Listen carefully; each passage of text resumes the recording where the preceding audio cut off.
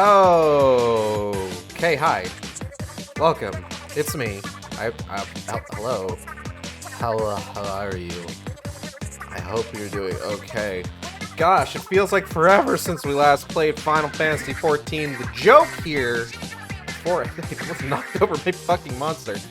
The joke here is, of course, we played Final Fantasy XIV yesterday. And yesterday was a fun little bonus stream featuring my wife, Natalie, where I was helping her through some of the patch content. Meanwhile, today is our regularly scheduled thing. What's it called? New Game Plus run. Excuse me. And boy howdy. Last time. Well, let's wait on the last time. What's been going on recently? Without getting into too much detail, CEO of Tumblr having an absolute normal one may have broken some laws about digital privacy. Because a trans woman on Tumblr jokingly said that she hoped he died in a hammer car explosion with hammers. I don't remember the exact specifics of it, but it was a very cartoonish, like, joke of a threat. Like, nothing anybody could ever take seriously, ever. And he lost his mind, apparently. And before kicking into full damage control mode, was like replying to people who were talking about it on Tumblr, sending them DMs, finding the person he banned on Twitter, and just listing out all of her like alt accounts on Tumblr publicly, which again, it's definitely an illegal thing to do. Deleted all the tweets, of course, because I assume some brain genius on the Tumblr legal team was just like, hey man, you can't fucking do that. So yeah, just like I said, having an absolute normal one. What else has been going on? Jellystone Season 3 dropped today. I'm pretty excited about that. I was so happy to find out that we were getting a Season 3 of Jellystone, because I was 100% sure that Jellystone was a casualty of David Zaslav's bullshit. It's David Zaslav, right? The Warner Brothers CEO who's like making all the worst decisions. Yeah, fuck that guy. But thankfully that's not the case, and Jellystone did get a Season 3. I've watched the first few episodes, and it's just as good as ever. It's incredible the way that this show has, like, put Hanna-Barbera characters I've never heard of on my radar and made me love them. They're new incarnations, to be fair, not the old ones. Like, I mean, there's plenty on there that, like, I already know, you know, Yogi Bear, Top Cat, Jabberjaw. Who doesn't know Jabberjaw? Listen, I'm a shark. Jabberjaw is part of my history. I never actually watched any Jabberjaw. I did see that dope-ass Jabberjaw music video that played on Cartoon Network sometimes. That was cool as hell. Huckleberry Hound, Snagglepuss. But like, I had never heard of Loopy de Loop. And Loopy de Loop might be one of my favorite fucking characters in Jellystone. But yeah, it's a very good show.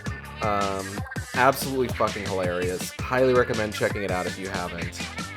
Whether you've got a Max subscription or other definitely 100% legal methods. Remember, we don't condone privacy here on the Shark Team. No. Delicious.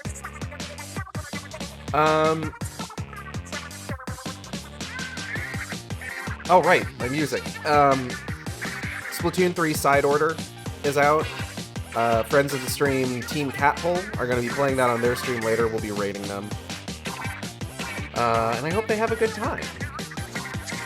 I am eventually going to get to that when I restart Woomy Wednesday. I still don't know if I'm going to start doing Splatoon 2 stuff next week. I need to make that decision ideally sooner rather than later. But that's a problem for next week, Gage. This week, Gage has some stuff has other games to focus on, like Final Fantasy XIV Online, Heavensward, the award-winning expansion to the critically acclaimed MMORPG, with the free trial up to level 70 that includes both Heavensward and its follow-up Stormblood, and no restriction on playtime. That's a lot more of a mouthful since they expanded the free trial. God, imagine when they get to Shadowbringers. I wonder if they'll ever make Shadowbringers part of the free trial. I would imagine so. But it's just like, yeah, you can play one of the best stories in all RPGs for free. Whatever. Go for it. I'm very excited to eventually get to Shadowbringers. We had a lot of stuff to get through before we get to Shadowbringers, but I'm excited to get to it. Excuse me. What else been going on? I've been doing some personal stuff in the game recently. I'm gonna turn the music down just a little bit more. I feel like it's still a little bit loud. I've been doing some personal stuff in the game recently. I am now up to 3 Mandervillous weapons. I've got the Monk and Dark Knight, of course. And just the other day, I unlocked the Mandervillous weapon for Red Mage. So we are all set for when I get to Stormblood and do the whole thing as Red Mage.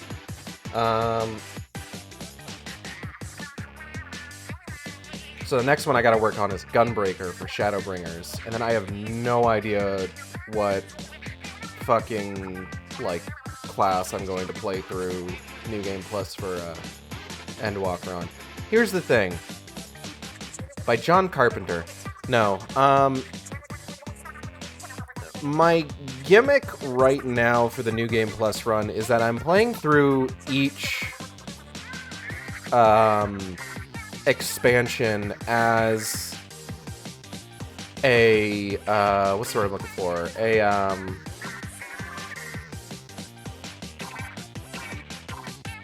I completely lost my train of thought in the middle of that sentence.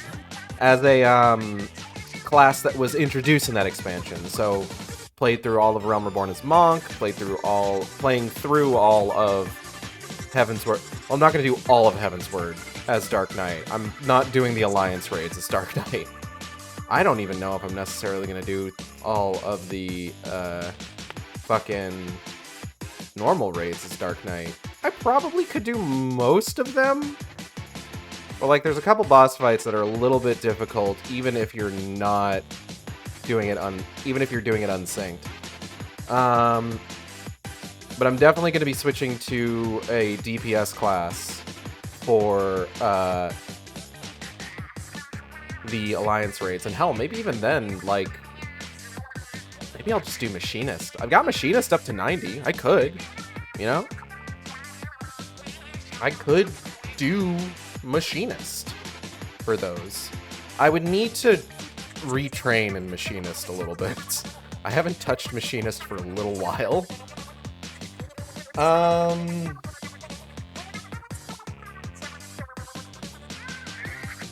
God, what else? Fucking... Stormblood I'm gonna do entirely as Red Mage.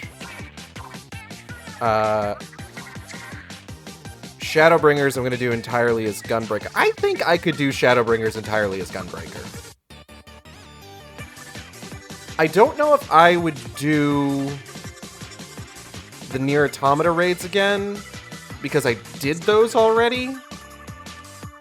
I'm still thinking about it. I don't know if I want to replay those for the sake of this, the New Game Plus run, or if I want to go ahead and just skip over them because I've done them once already. Unlike some of the other raid series, the Nier stuff hasn't come back in any sort of like big way, and it's not necessarily like impactful on like kind of the greater story like some of the other ones are. But I don't know. We'll figure that out when we get to it. But the point is, Endwalker, it's just like you've got Reaper and Sage, and I've got both of those up to 90. But I don't really heal. Like, Sage would be the canon class for Igeld, but I'm not good at healing necessarily. But I also don't know if I would do it as Reaper, because Reaper is a little tough. I'm not used to Reaper. Reaper would be something I would need to train in a little bit too. Hello, Lucas. Anyways, let's get started.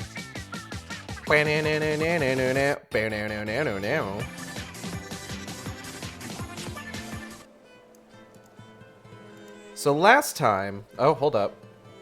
I am not on screen. Here I am. Hello. Alright, so last time we finished base game Heavensward. And now we are in the patches. Now before we get into the patches proper, we're going to do some side content. I think, what did I plan out? I think my plan was I was going to do all of the side content before finishing up the Heavensward patches. Let me see here. Oh, God. Excuse me. I'll make a gross noise real quick. 1 second. Okay. So, let's see. Heavensward Part 1, Heavensward Part 2, and then Warring Triad, Alexander, Shadow of Mach, and then Heavensward Part 3 is my plan. So first things first, Warring Triad. Hello, Torsifers, Gods of Eld. Torsifers has a message for you from a mysterious stranger. Ah, my Lady Igeld, during your absence, a stranger came calling. Upon learning that you were away, he left a message to the effect that he wishes to speak with you, and will await you at the Rising Stones. If you have a mind to oblige this stranger, please be careful. I cannot well explain why, but it put me ill at ease to simply be near him. Yeah, alright, man. Wait in the solar of the Rising Stones. Been a hot minute since we were back to Mordona, huh?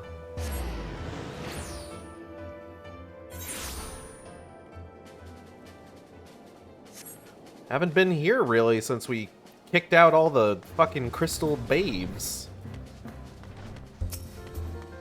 That's the funny way that I've decided to say crystal braves. I hope you enjoy it. Hi, Tataru.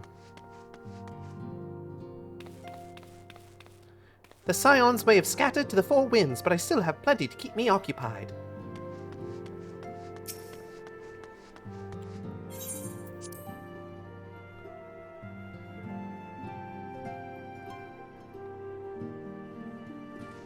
Ah, my destination.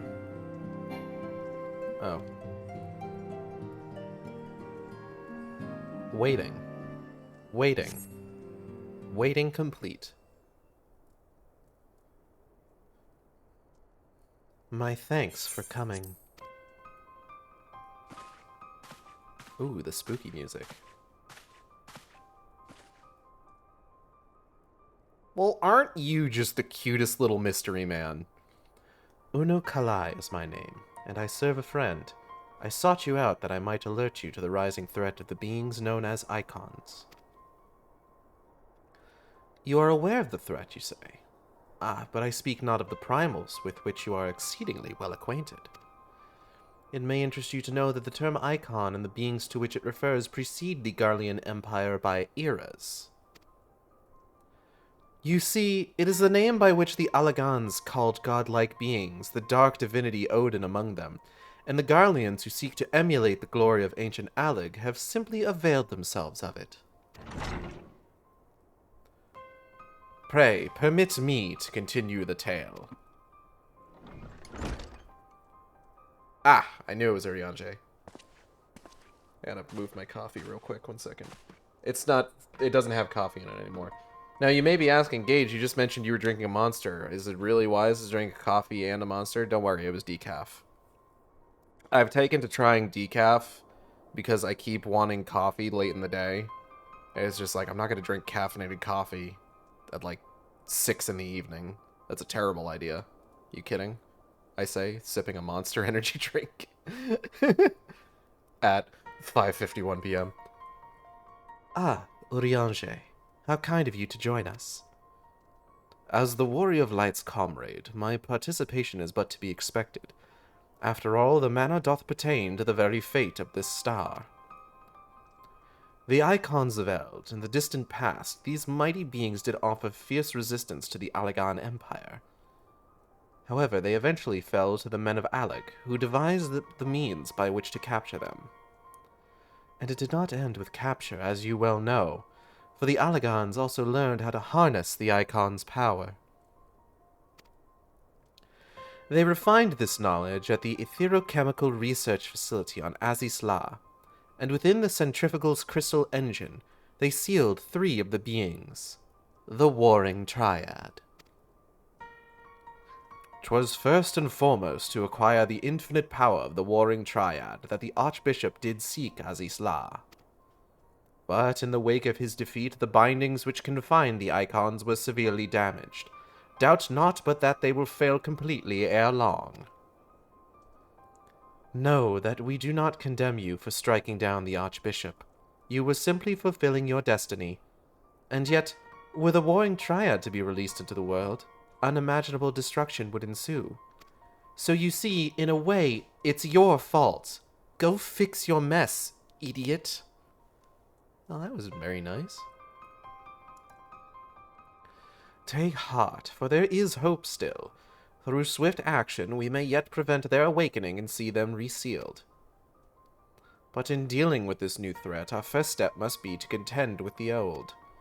2 savage gods are returned, I fear, summoned once more by their worshippers, and at a strength far surpassing their previous incarnations. I speak of the primals Ravana and Bismarck. If left unchecked, they will inevitably seek to seize the power of the Warring Triad. This will serve to feed the confluence of chaos and hasten the Icon's awakening. To wit, we must needs vanquish both their kinds. I pray thee, however, to first focus thy gaze upon the primals, ere we turn our attention to those Icons and their fitful slumber. I shall return to the waking sands forthwith, and consider such measures as are available to us. Meanwhile, I bid thee attend to the task of eliminating the primals. Young Unukalai shall assist thee. Rest assured he is not our enemy, for the time being, at least. That's a mysterious thing to tell me.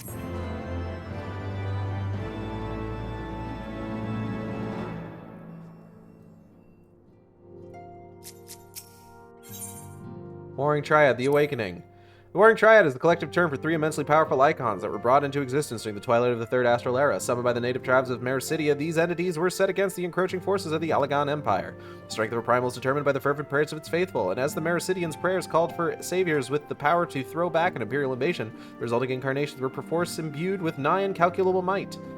That the Allegans were capable of conquering such godlike beings well illustrates the incredible heights to which their technology had ascended.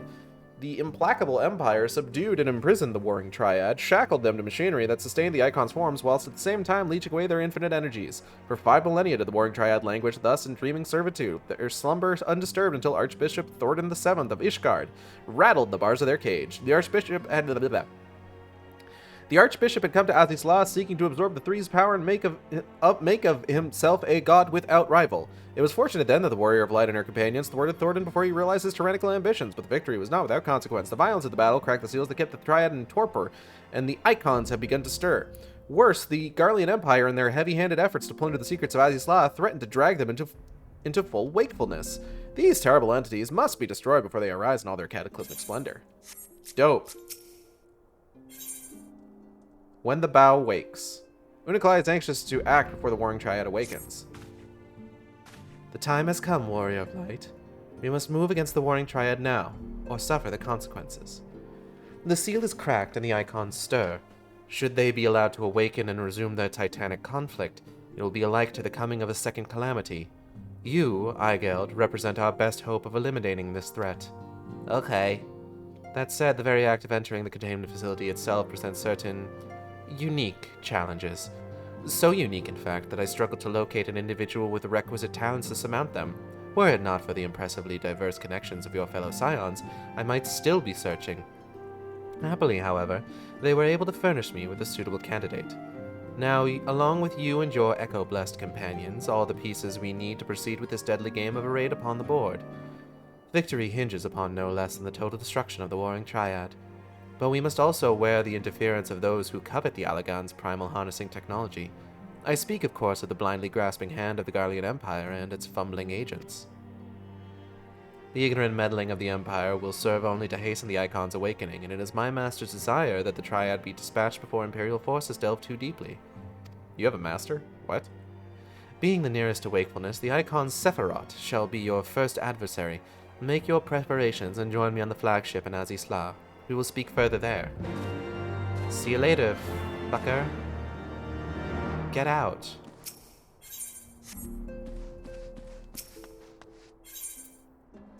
I could probably just... Bip. Oh, God, right. I always forget how awful fucking Aetheryte placements are in Heavensward.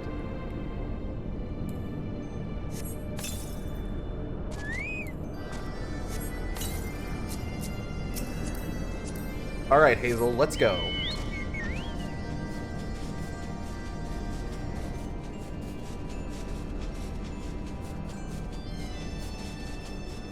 Ah.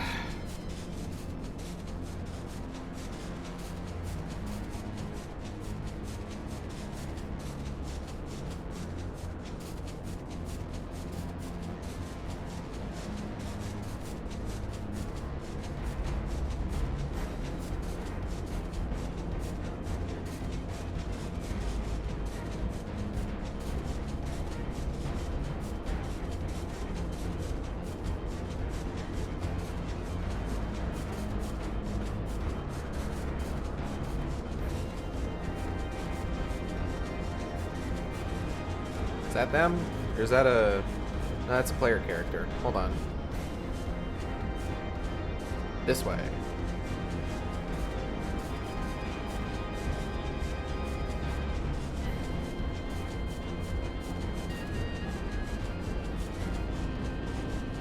Unukai! Unuka, where are you? There you are. This goes deep. How far down here can I go? Oh! There was a wall here. Up. Up.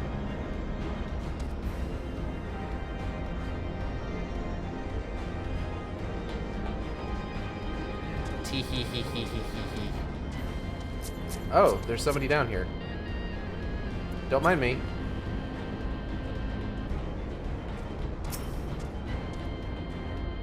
Hey, man. This is the place, Warrior of Light. Here we will find the containment facility wherein the entities of incalculable power lie chained, their fathomless energies siphoned away by Allagan devices. I should have probably mentioned this. So that whole bit with Oriange being like, yo, some other primals have been summoned, we need to take care of those first. Basically, you couldn't progress with the Warring Triad storyline unless you did Ravana and Bismarck Extreme. We don't need to do those because I've already kicked both of their asses, so we can just continue. Which, I mean, is fine. There's no story reason for doing those, so it's like, it's just whatever, you know? As I warned you, Sephiroth poses the most immediate threat. His dreaming mind drifts perilously close to consciousness. Thus must his destruction be our first concern. Okay. Your fellow scions will be joining us anon, accompanied by the uniquely talented individual of whom I spoke. From what I gather, the two of you are already well acquainted. Let us continue inside and wait before the doors to the containment facility. Goodbye.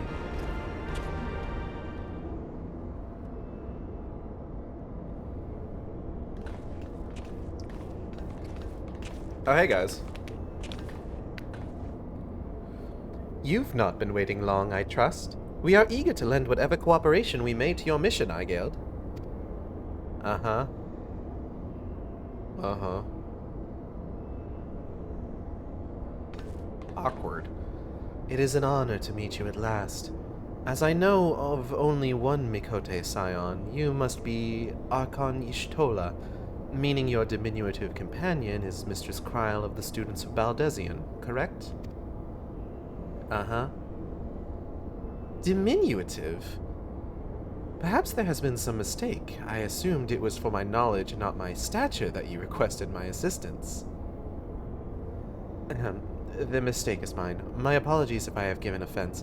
Mayhap it would be best if we proceeded directly to the matter of our objectives. You sure you don't want to bust out any more short jokes? I'll kick your ass.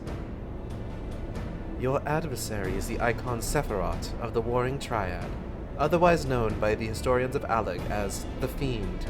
He was once the patron deity to a tribe of tree-like beings native to Mericidia, but was subdued by the Allegan Empire after a lengthy war of attrition. After his defeat, he was imprisoned for his use as a source of power. Even now, Sephiroth is neither truly living nor dead, his mind bound in a dream while his body's energies are harnessed by Allegan technologies.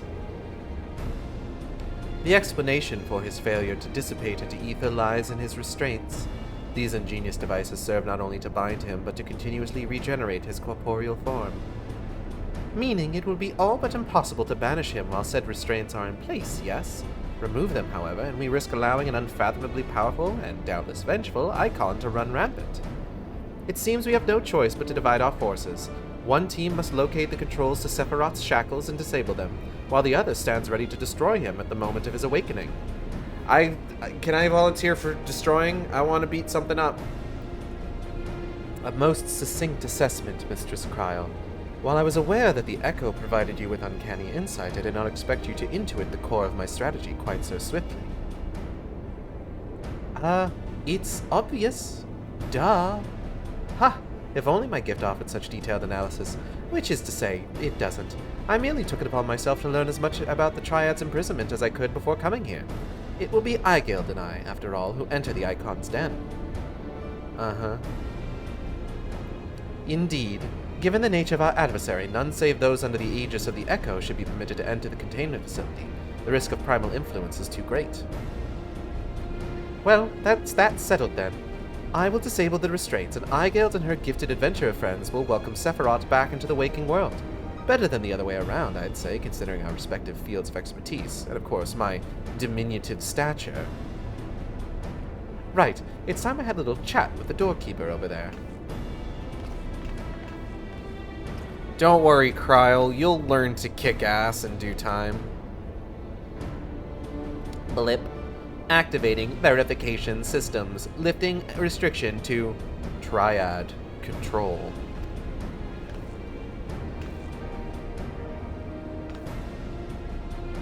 I had no idea the Baldesian curriculum was so comprehensive. When we locate the controls for Sephiroth's restraints, I shall gladly leave the operation to you. When we locate the controls. Mayhap my words were unclear. Only those blessed with the Echo may safely enter the facility. Your concern for my sanity is touching, but unnecessary. Suffice it to say I am in no danger of falling under the Icon's sway. Oh, alright. Blip, bloop.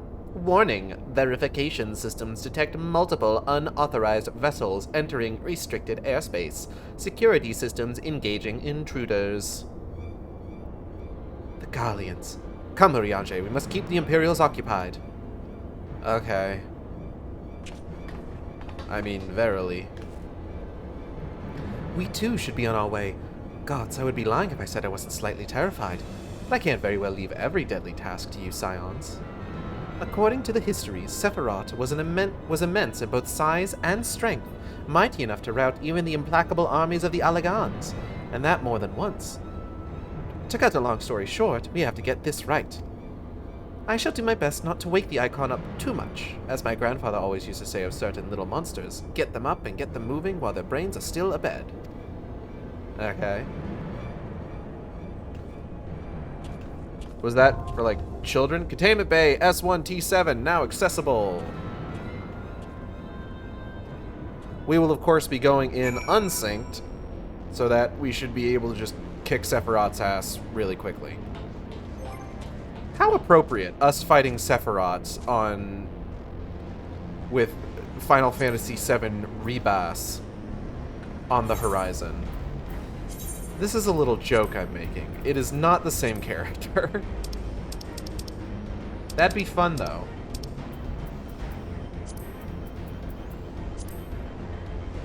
Oh, shit. These have Moogle rewards. Oh, fuck. Oh, damn. We might need to do these synced. Hold up. Hold up. How much do they get? How much do they give? 2? That's 2 more than I already have.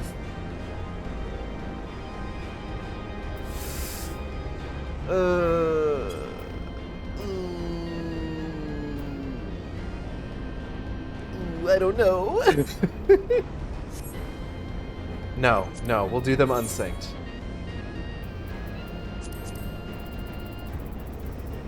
We will do them unsynced.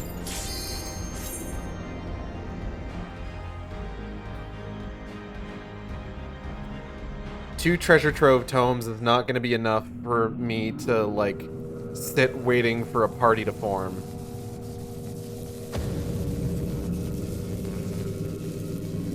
Hey, I thought he was only supposed to have 1 wing. This is a joke again. I know that it's not the same character.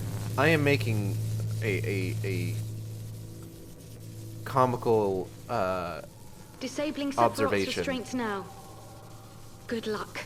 Thanks, Cryo.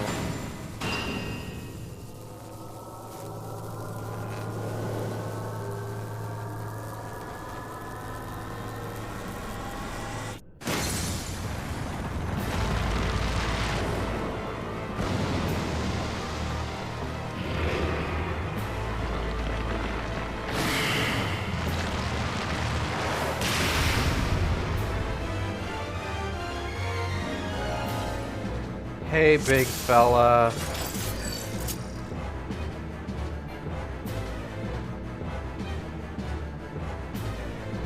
And plunge.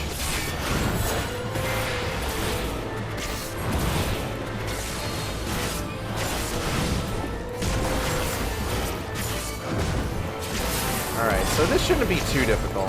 I don't remember anything about how this fight actually goes.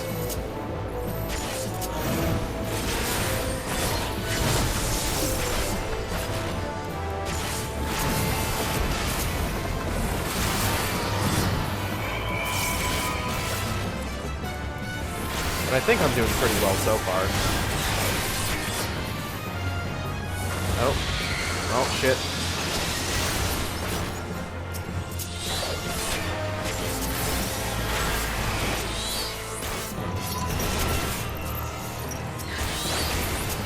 There we go.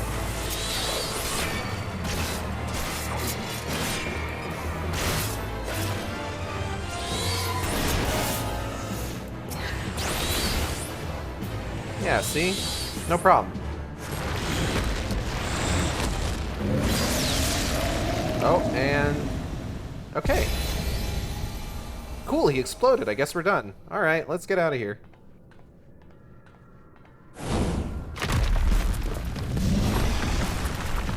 Oh, he's right behind me, isn't he?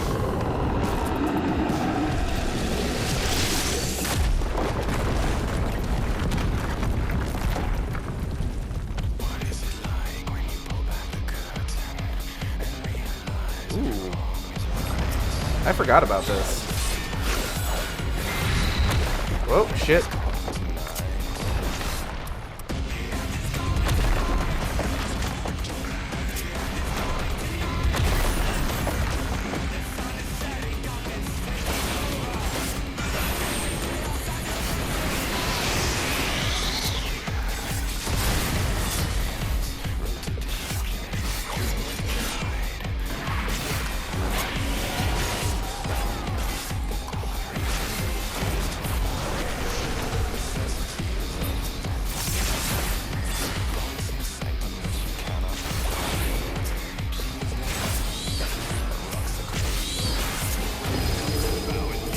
Help me out here, Prey.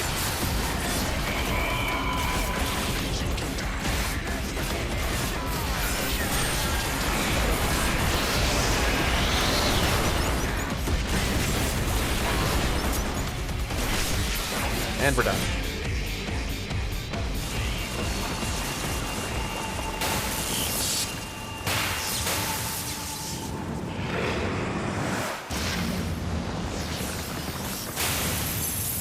Third of the Warring Triad down, and we're only 40 minutes into this stream. Making good time. That was a cool-ass fucking song. I forgot about that fucking song. That was nice. Alright, let's get out of here.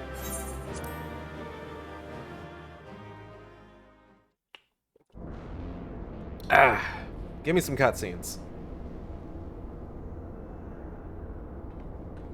Unukalai, where are you? Oh, there you guys are.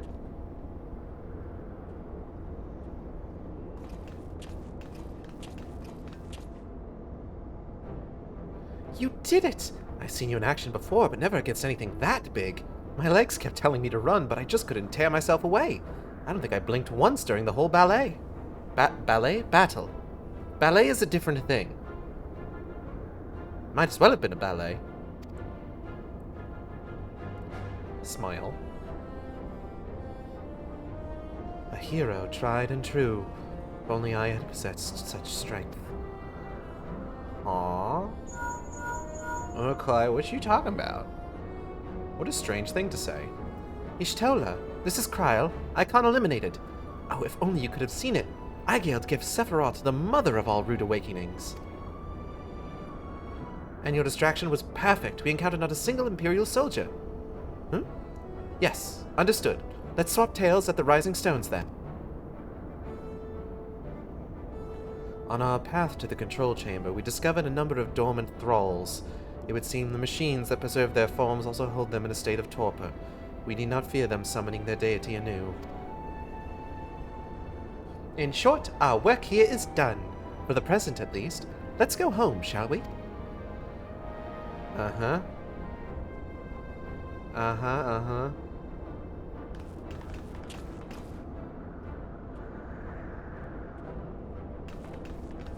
Huh?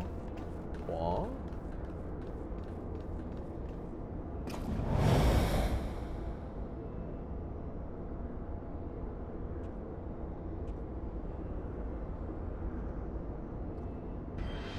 Ugh. With this guy again. Your senses are sharp, young one.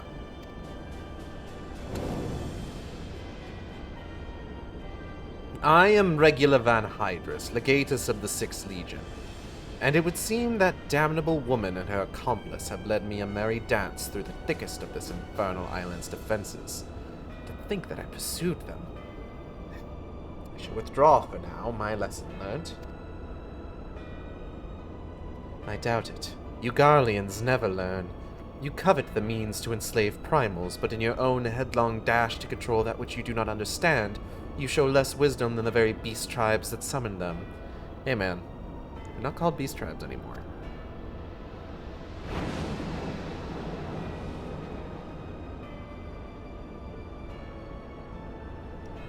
I have no interest in crossing blades with children. Live, grow strong, and mayhap one day you will warrant my attention. What a dick. Fuck that guy.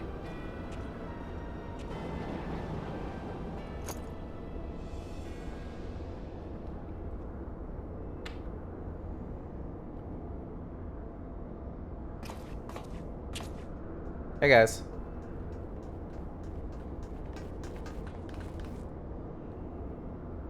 I looked back and you weren't there. Did something happen? Not of consequence. I mistook a shadow for a man. Fucking dunked. Sounds fake, but okay. Just what are you hiding beneath that mask of yours?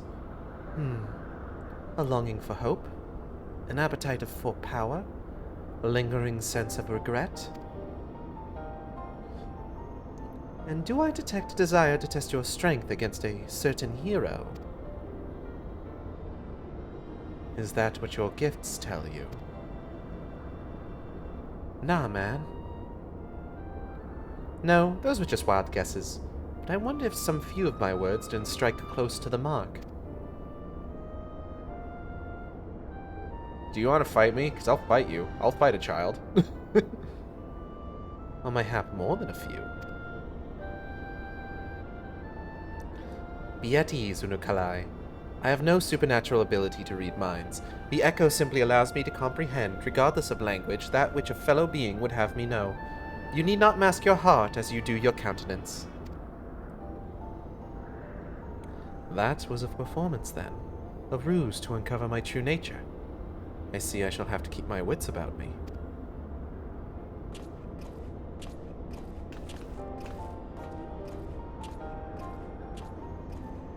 Uh-huh.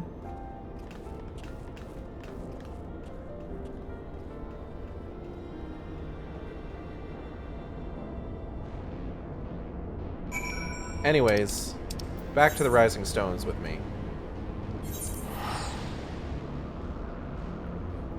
So, the way that the Warring Triad and other trial series work, we've got 3 of them so far. There was one for Heavensward, one for Stormblood, one for Shadowbringers. Endwalker didn't get one, because technically speaking, it was just the patches. But the way that it works is that each update to it would bring, like, a new trial to do. And there are 3 bosses that were added as part of the storyline. We, of course, just fought the first one. So we got 2 more to do. Everyone say hi, Tataru. Hello, Tataru.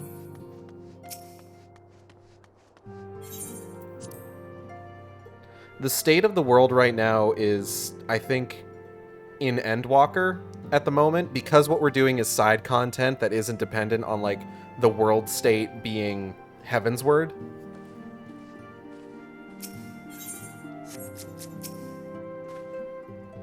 So, Warrior of Light, how did it feel to strike down so great a foe? You must tell me more of the experience once our meeting with your colleagues is concluded. Uh-huh.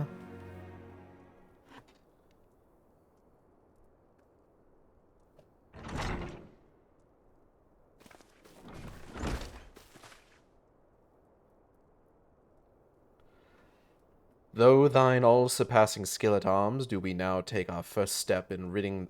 oh, hold up. I fucked up my line. One moment. Through thine all-surpassing skill at arms, do we now take our first step in ridding this star of the Warring Triad's baleful presence. And in such wise do we lessen the burden bequeathed unto us by the vainglory of Alec. Hey, Ranjay, could you talk like a human being for, like, 3 minutes? Know, however, that the 2 icons which remain are thought equal in might to Sephiroth, and may yet exceed him. Ere thou proceed, I would counsel thee to marshal thy strength, and give careful thought to thy preparation. So that's a no.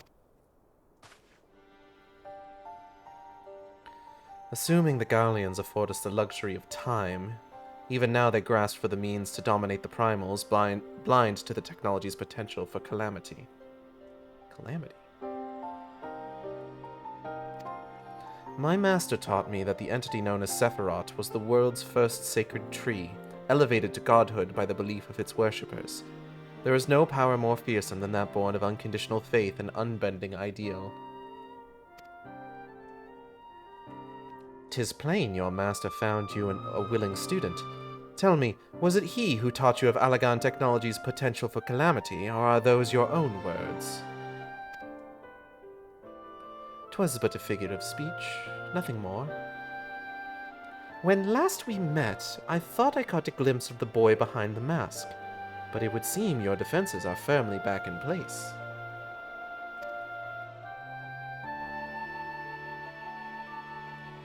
Must you persist with this infuriating veil of secrecy? I, for one, would very much like to know who this master of yours is, amongst other things. No.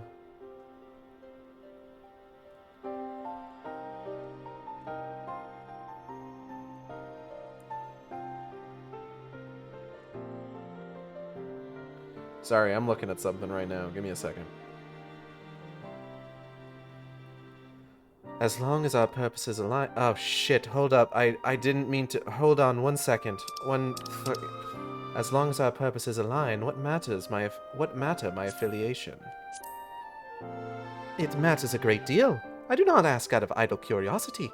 If we are to fight as comrades, we need to be able to trust each other. On which note, I should apologize for my earlier trickery. It was merely an attempt to get to the heart of the enigmatic companion. Truth be told, I was rather glad you reacted as you did. No person of your age has any business being calm and aloof all of the time, much as you might wish to be. Everyone keeps talking about my age. None of you know how old I am. Anyway, we had best be off. Do send word if there are any further developments.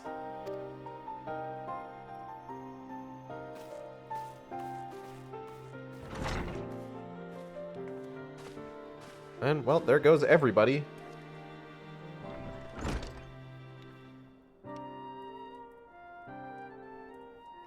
A companion now, am I? That's right, Urukalai. You and I are friends now. Chapter 1. Sephiroth. The Warrior of Light has toppled the first of the warring triad. We knew little of Sephiroth other than he was the chief deity of a tribe of tree-like beings, a sacred tree ascended to godhood. Alagon histories discovered upon the event of his destruction, however, have brought new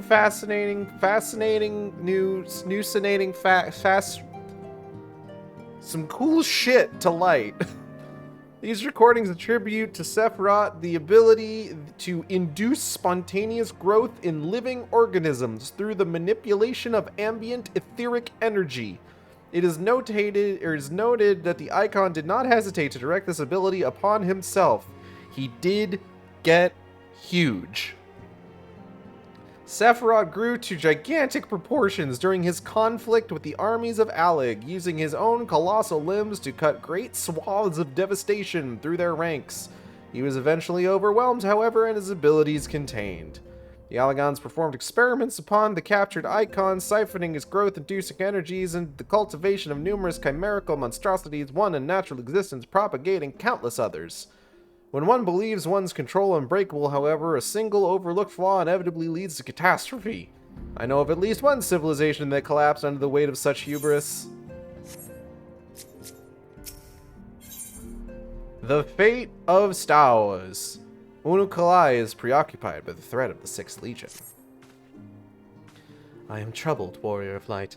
The 6th Legion will not soon surrender its pursuit of Alagon technology. Right, so the reason that I actually brought up, like, the whole, like, you know, these were updated in, like, different patches, is in part because something that you kind of notice playing these after the fact, like, back to back to back, is that there will be moments where people are just like, hey, why don't you take an opportunity to relax, and we'll call upon you when we're ready to do the next thing, which is usually where, like, the story for that particular patch ended, in order for the next one to begin.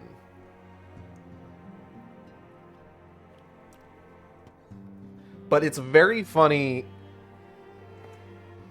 doing these after the fact when you're not, like, doing them as they come out, where it's just like someone will be like, yo, hold up, I'm fucking with my mic. Yo, you should go rest. And then you're like, your Warrior of Light's just like, no, I'm good now, man.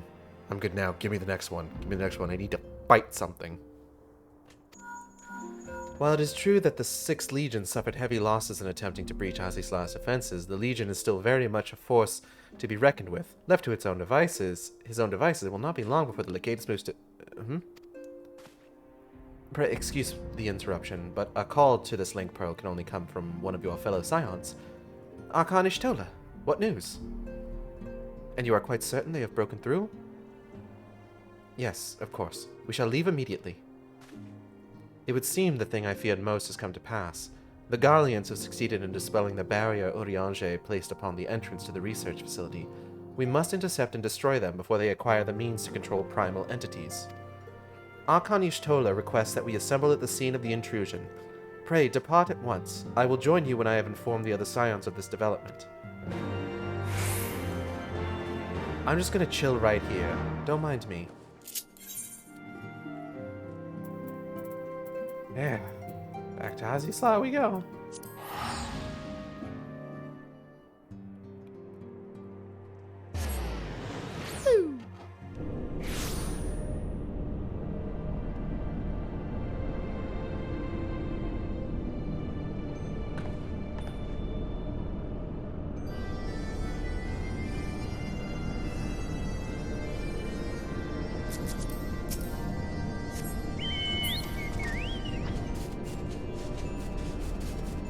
Gotta make the long flight to the flagship.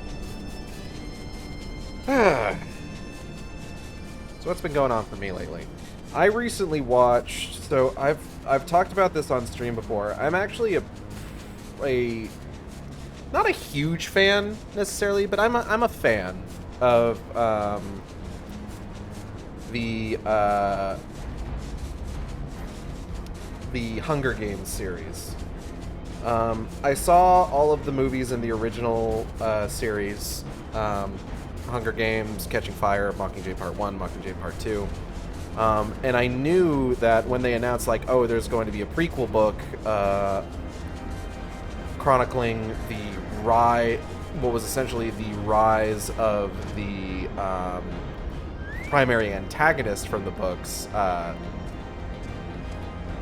the president of Panem, I was just like, oh, that might be interesting, and I'm sure they're going to turn it into a movie, which they did. I actually recently watched Ballad of Songbirds and Snakes, and I liked it. I thought it was fine. It was 2.5 hours long, which shocked me when I was 50 minutes into it. I'm just like, man, I feel like I've been here for a while. And I had been, but whoo golly, I still had a lot to go. Like, for comparison's sake, let me see. I should have a specific list for Hunger Games on Voodoo. Here we go. I actually need to update this to put Songbirds and Snakes on here. So 143 minutes, so 2 hours 23 minutes, 2 hours 27 minutes. These are just like the lengths of each movie. Just over 2 hours for Mockingjay Part 1. And 2 hours 17 minutes for Mockingjay Part 2. So we're talking Songbirds and Snakes was 20 minutes longer than Mockingjay Part 2. And boy howdy, that movie makes you feel all 20 of its minutes. I see we are the first to arrive. No matter, your colleagues should be here anon. They were wise indeed to keep this area under surveillance. Had the Garleans slipped by unnoticed, I dare not think of the consequences. Archon Ishtola set forth for Azisla when it became apparent that the Legatus was attempting to breach the barrier, and arrived to find he had succeeded. We must hope he has yet to find his prize.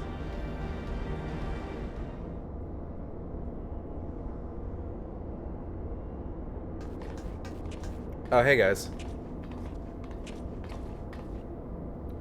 Well met, Unikalai, and thank you for answering my summons so swiftly, Aigeld. We shall be glad of your presence when should we meet with the 6th Legion, as seems all but certain. As you may be aware, this facility houses some of Alec's most advanced technology. Accordingly, Urianger sought to deny the Empire easy ingress by weaving a ward of singular potency. Not singular enough, it would seem. I would be surprised if the Legatus had not reached the core laboratories already. 'Tis passing strange. I wove the ward in accordance with the most closely guarded teachings of the Archmages of Shalian.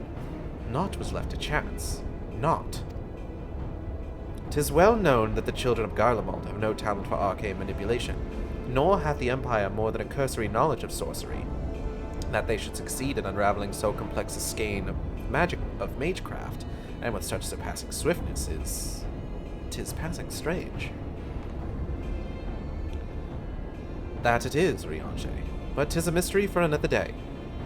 Archon Ishtola has the right of it. Before all else, we must move to safeguard the knowledge which enabled the Allagans to harness primal energies.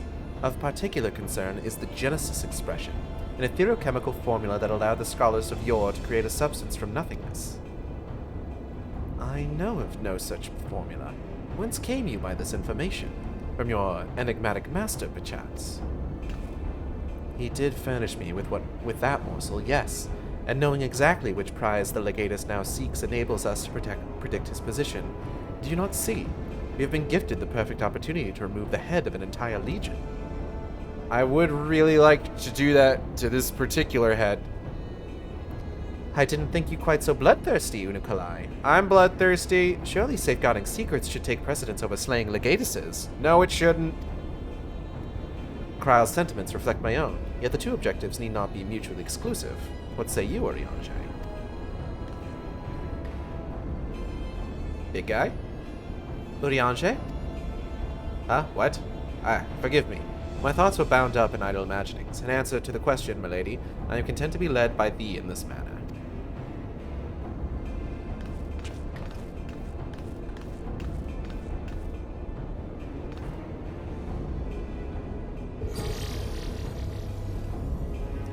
Right. I've enabled this facility's teleporters. Shall we? Something that's important to note, I think, because now that we're getting, like, further into Heavensward, we're getting further into, details of Eigeld's, like, personal story that, like, I've written, that I have, like, kind of worked out, that I actually really like talking about. So Eigeld really liked Ysael. Ysael was the first person she was the second person that knew about Eigeld's past, and the first person that really, like, believed it and accepted her fully, and that meant a lot to her. So the fact that Regula Van Hydrus is responsible for Ysael's death is something that was not particularly... Eigeld's not a huge fan of Van Hydrus. And she wants to kill him at this point in the story. Like, a lot. Like, to the point that it's maybe a little off-putting. So with Unukalai being just like, hey, we could totally kill this legatus. We should do that. Eigeld's just like, yes! And everybody being like, hey, slow your roll, kid. And Eigeld's over here just like, no, don't slow your roll. Get the roll going faster. You dwell on the matter of the barrier. I do. Verily, 'twas a warding spell of labyrinthine intricacy, the brainchild of the head of the students of Baldesion himself. Even the most learned Archon would require some several moons to disentangle such an enchantment. To do so in mere bells would require some preternatural power akin to the very echo itself.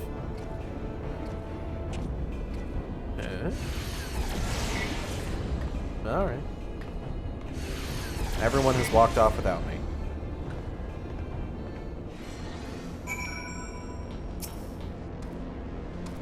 Terminal has been activated. Prepare to teleport into the Etherochemical Research Facility. Let's fucking go. This is a solo duty, which means I can't do it unsynced. Oh, shit. We're just fucking in there. Alright.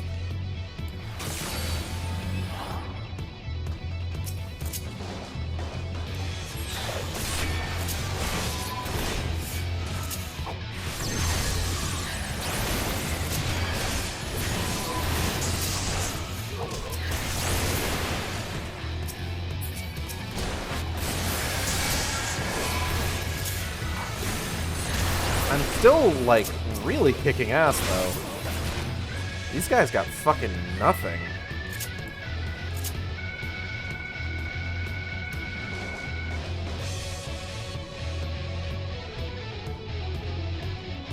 This is a fun song. Legatus himself is here. After him. Regula! Oh, you motherfucker. Ah, beans.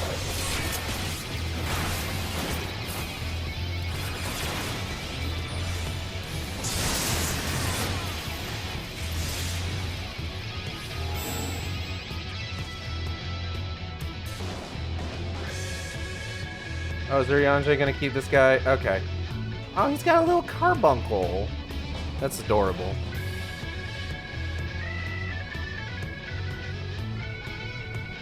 I always forget that early Urianger was an Arcanist. There, it's Van Hydrus. Name of the Emperor! Ah, fuck.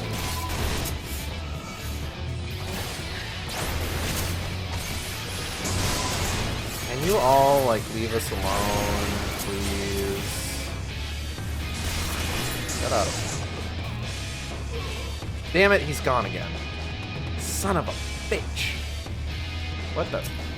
Who the fuck? Oh.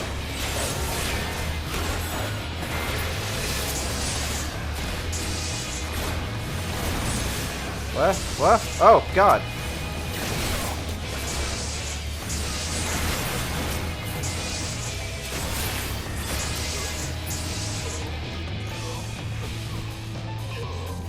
Mistress Kryle. Kryle, you good? Stand guard over Mistress Kryle, you must keep the legatus from his prize. Okay. You leave her in your care, best keep her safe, Unukalai. Wait, hold up. Ah, big robot.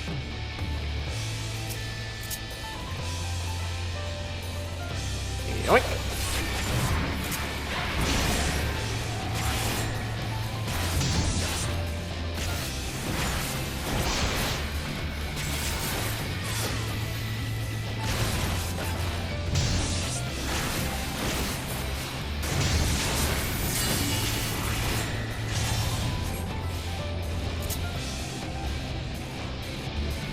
Oh, this one's kind of taking a while, huh?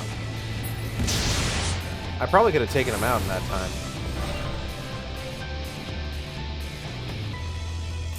Ah, I see him. You motherfucker.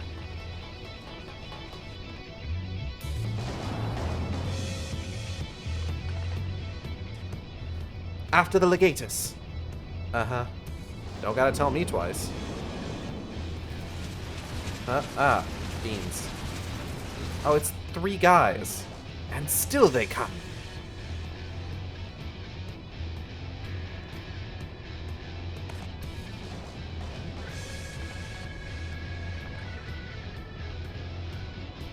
Press on, Igeld. I will handle this. Uh-huh.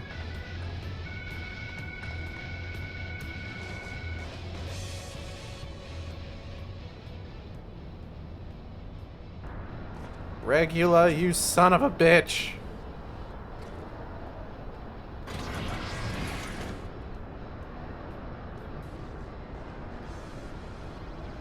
I have exposed the bones of their work. Now to extract the marrow.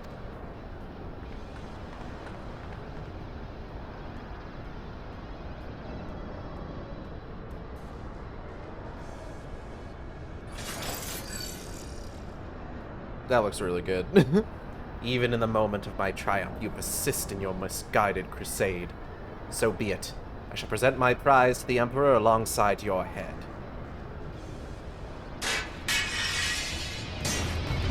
It's a pretty dope sword, I gotta be honest. It's a really cool sword. I kinda wish I had that sword.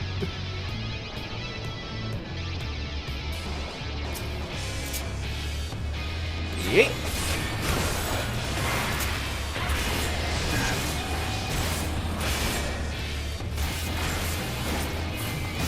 I'm just gonna keep hitting you really hard.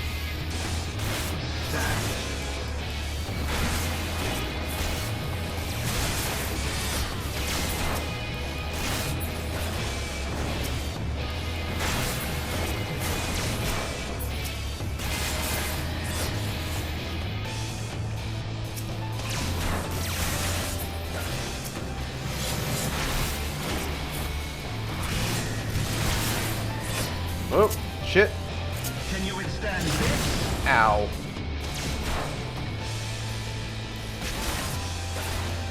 There is nowhere to run!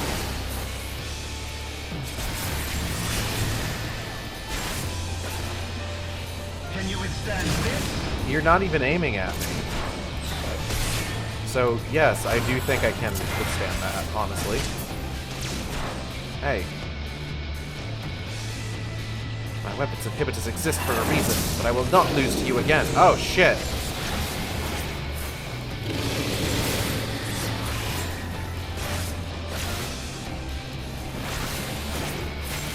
I need you to not do whatever it is that bar that's filling up is going to do. Please. Thank you. Good night.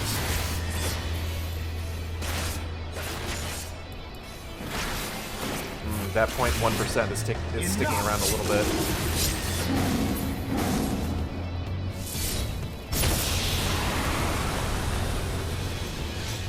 Is that all?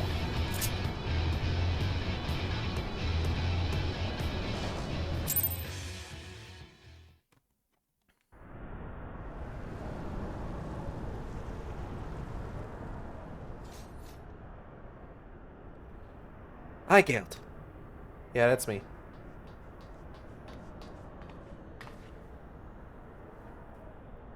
The Tomelith is unbreached then. The Tomelith... Oh, is that what that's called? Like a monolith, but like a tome. I get you. Are you still moving?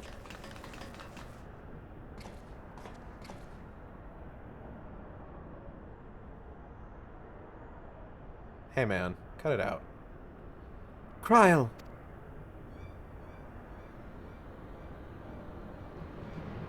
My wounds will not slow my blade should you seek to bar my path. And you would slay me, no doubt, but it would be your final act. Yeah, you don't want to, like, kill another person that I care about.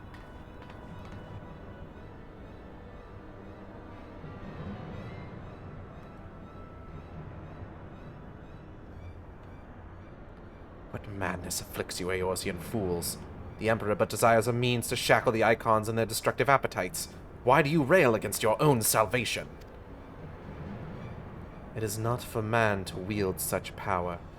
The primal energy your Emperor seeks to contain would be as kindling waiting for a spark. Forget not the White Raven, Legatus.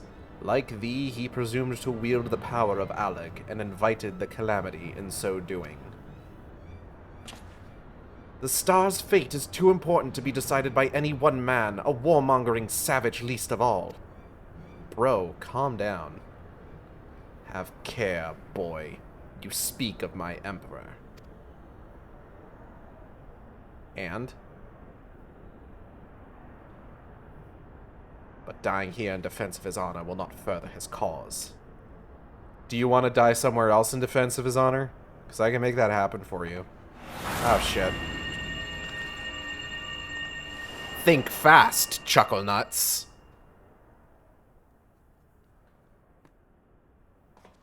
Well, well. I appeared not to be dead. Ow. Ow. Oof, ouch. Ouchies. Kryl.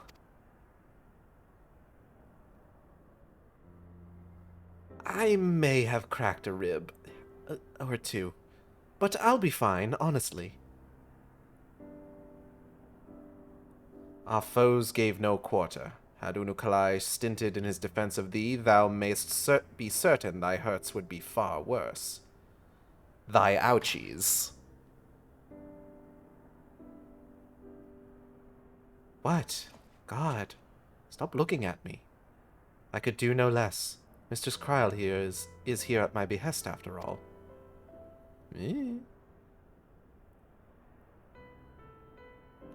The secrets of Alec are safe for the present, though 'tis doubtful the Legatus will return to Garlemald till the prize he coveteth lieth in his grasp. Then we must redouble our efforts to protect this place. Kryl and I will place additional seals upon the Tomelith. What's up, kid? Oh, and we're walking off. Unukalai. Yeah, what's up?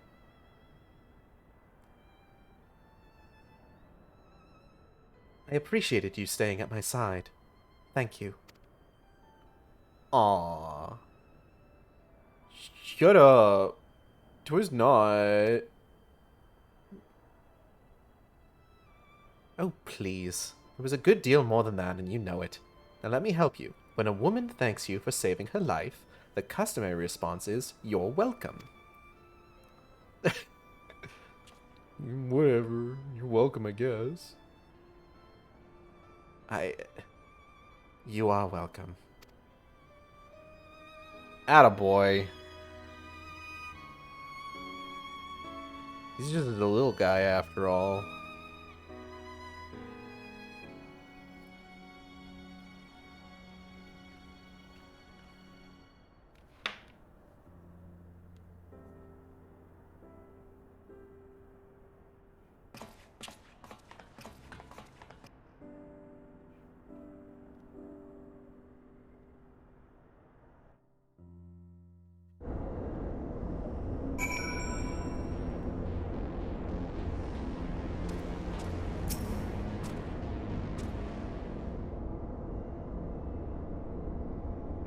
How you holding up there, big man?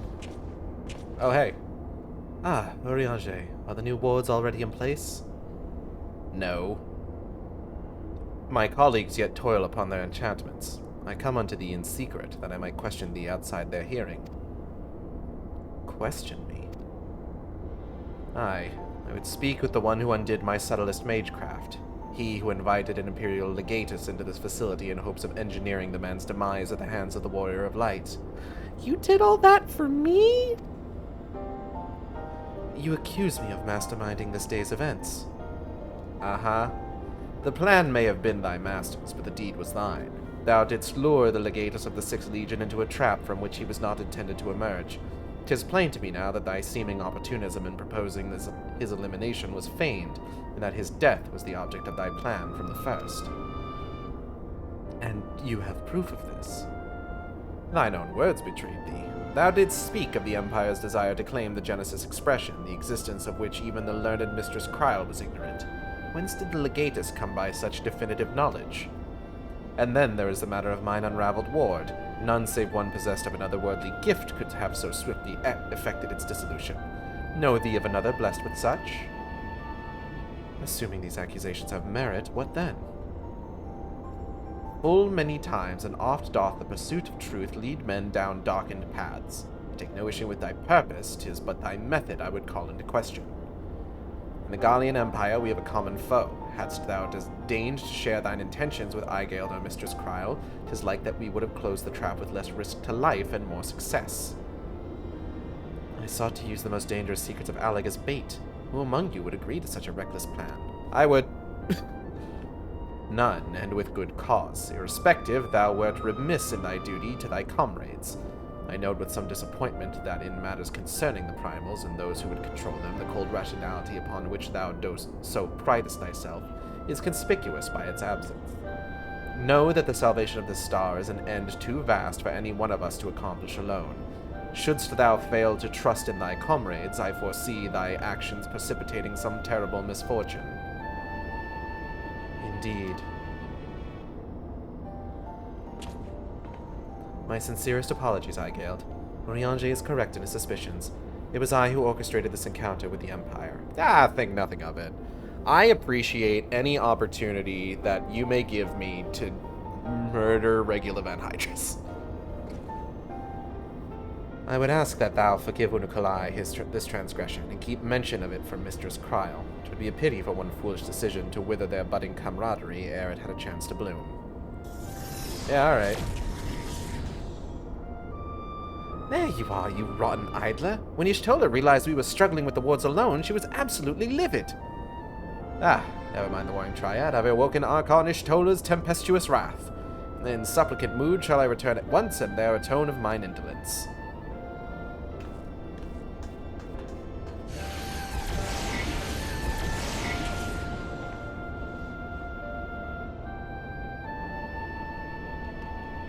Come, Aigeld. It's time we return to the Rising Stones. Okay.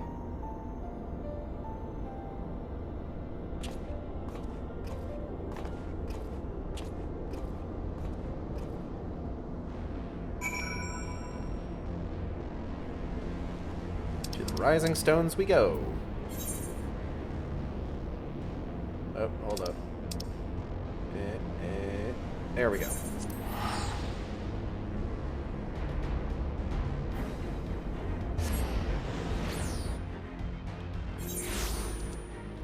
God, I'm not used to how quickly that loads in anymore. Or I'm not used to it yet, I should say.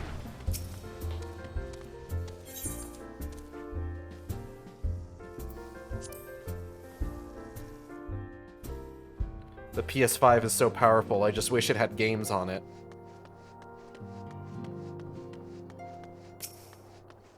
That's a little joke. I'm looking forward to Stellar Blade.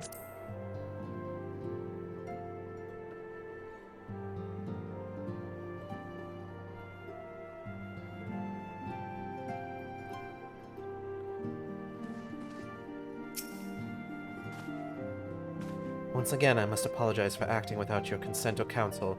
As a gesture of repentance and a sign of good faith, allow me to share something of myself with you.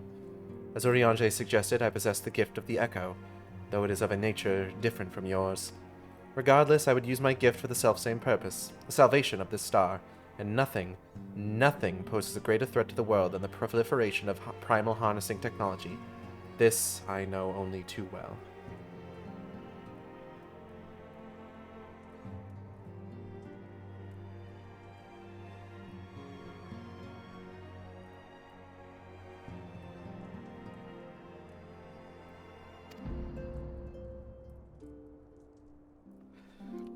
What I am about to divulge concerns the fate of another star entirely. On this other world, a magic was devised that allowed the realm's champions to use a stone known as Auracite to contain the power of primals. So armed, these heroic souls conquered god after god, oblivious to their weapon's fatal imperfection, its propensity to bleed primal energies. And with each victory, the heroes changed, transforming at last into fiends of endless appetite. Insatiable in their hunger for ether, they ultimately went to war over the star's ever-dwindling life force, and fought until there was nothing left. Thus, as Urianger so astutely observed, that when I am faced with those who would rush to embrace power unchecked, I lose all semblance of rationality. Know that my master, too, cares deeply about the fate of this star. I am his servant, his instrument, sent here to ensure that the same tragedy does not consume another world.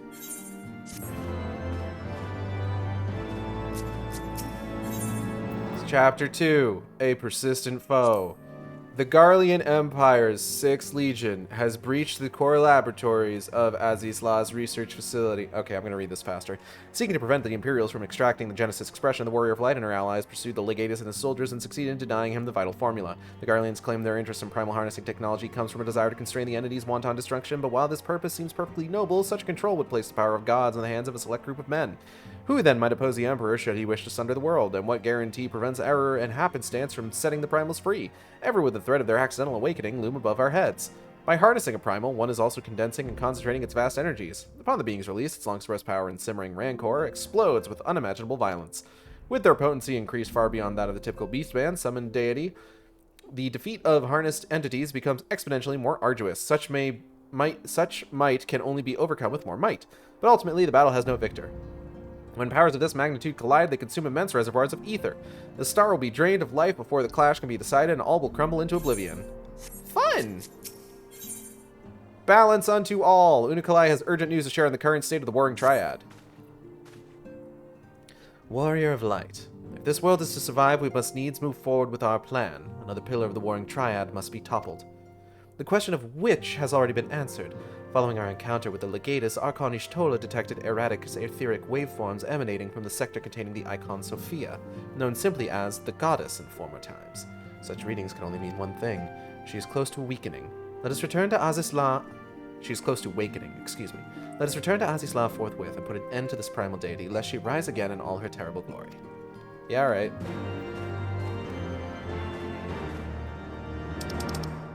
Here we go again.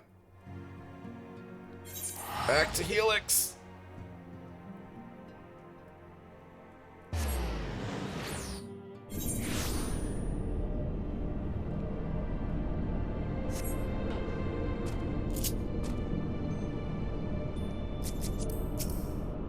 Once more into the breach, Hazel. All right.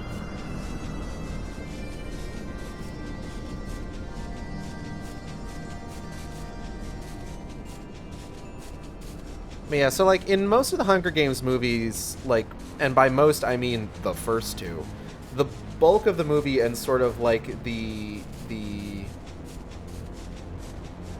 focus of the movie is on the titular game. You know, there's like an arena with all sorts of like traps and other things going on that like always has like some interesting like set pieces and things like that. I was a little surprised, and I guess it makes sense because the movie takes place around the 10th annual Hunger Games, so they haven't been going on for very long. And I was a little surprised at how simple it was in this movie. Although it makes a lot of sense considering like the context of the film and what it's about. So when like the game ended and then the film didn't end, I was just like, oh, there's a lot more at play here. All right. Hey, man. We appear to be the first to arrive. Shall we await our colleagues here? Uh-huh.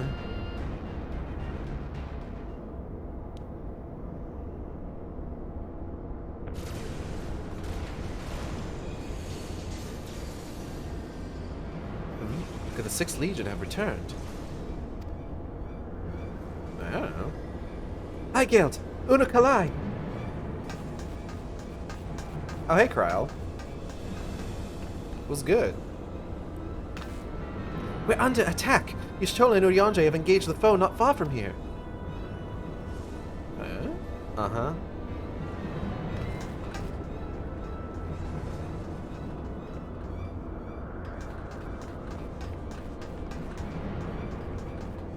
Hey, guys. Whoa! That is a very shiny man. Ha! Rarely is my shield thus tested. 'Twould seem the Alagans have not been lax in their recruitment. What the fuck are you talking about?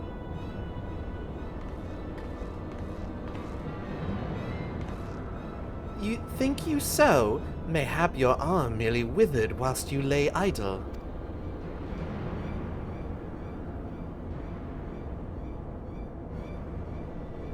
Still your tongues. We have stalled them long enough.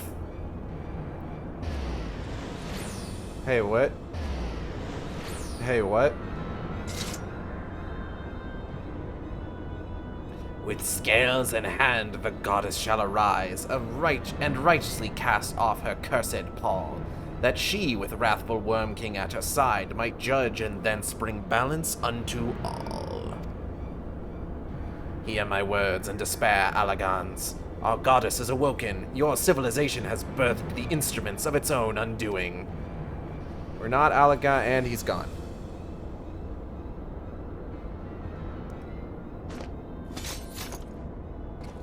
"'Tis well that you are here, Aigeld.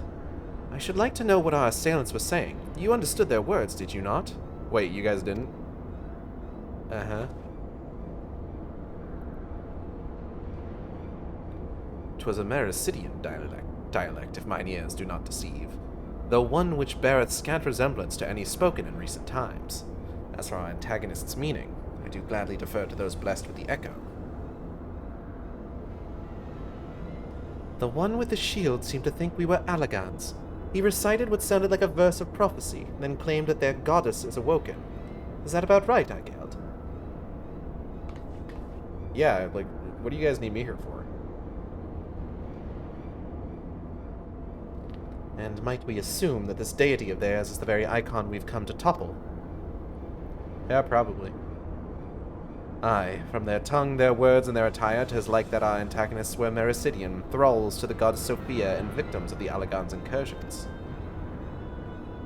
If, as Kryl claimeth, they thought us agents of Alag, 'tis little wonder that they sought to bring us low. You suggest that Sophia's servants have been liberated from their containment. Then we have no choice but to accept word of her awakening as truth.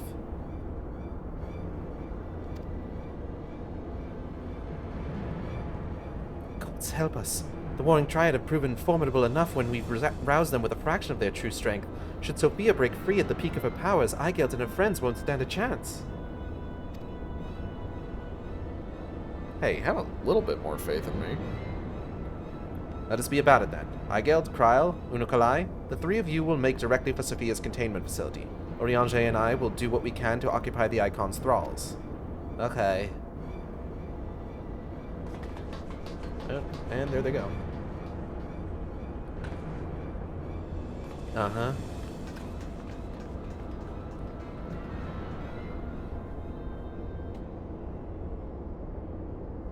The, like, hand-animated, like, nodding animation is always so awkward to me.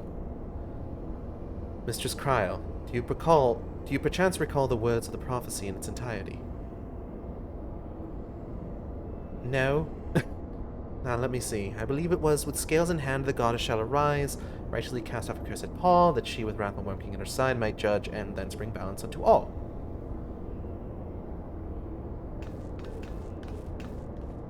Like, I guess it would be more awkward if it was, like, the canned nodding animation, like the emote every single time. Actually, I don't know which one would be more awkward. Cracks my knuckles.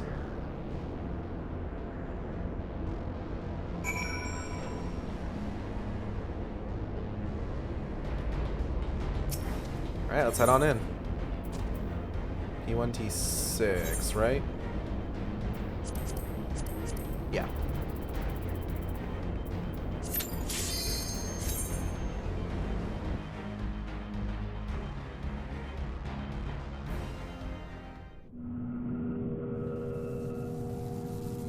Back at it again, Nazi Slaw. Hey girl, hey. I leave the goddess in your capable hands. Just watch out for her worshippers. Thanks, Kryl.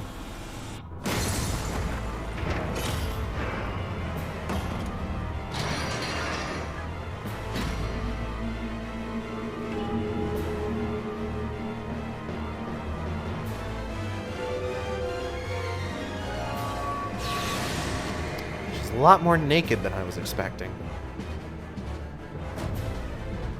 Hey girl, hey.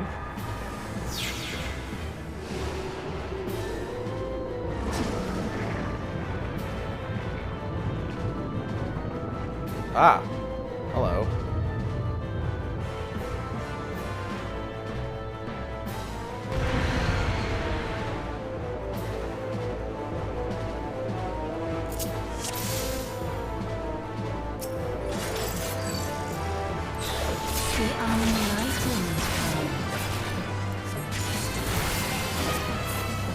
Alright, let's go ahead and try and close this out as quickly as we can.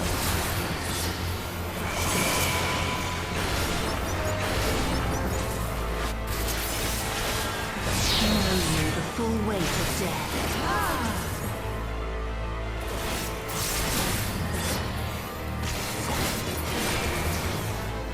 Yep.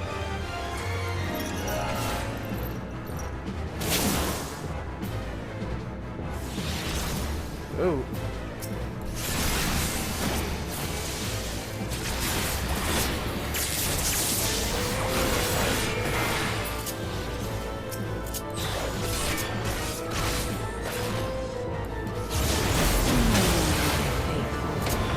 Oh, hey.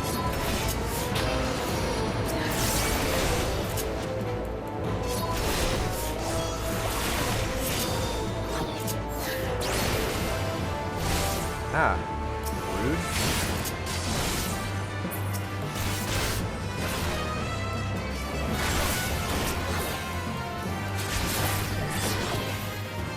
Come forth, scales of revelation. Oh, I don't know about that.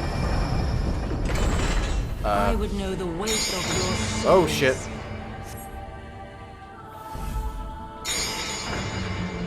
Oh, okay.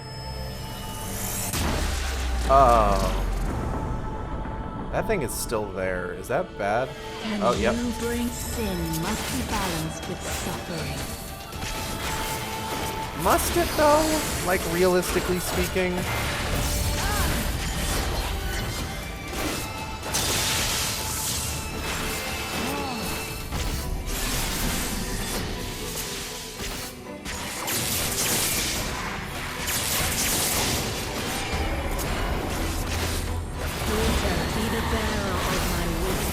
I need you to not be doing that anymore. Thank you.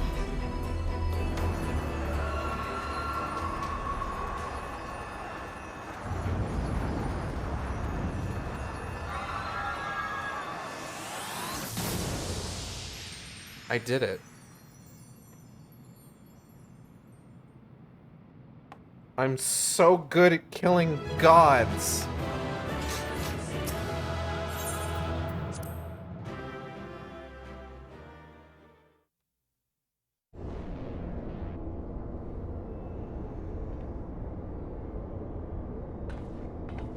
Hey guys, I'm done. I see the goddess is no more. Well done. Once Kryl and Unukalai have rejoined us, we may safely depart. One thing yet puzzles me, however. How did Sophia's servants come to wake from their slumber? I believe we have the answer to that.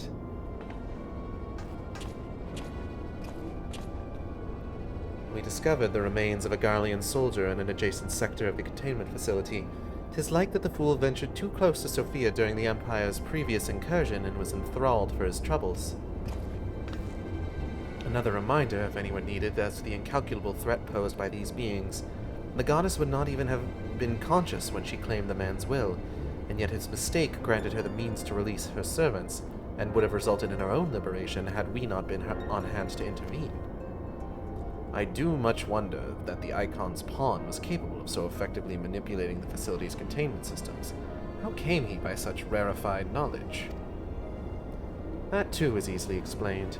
During our investigations, Kryl discovered a subtle flaw in one of the mechanisms which held the goddess in check, a flaw which had plainly been added intentionally. Upon examining the facility's records of the period, we were able to piece together the story. Hold on.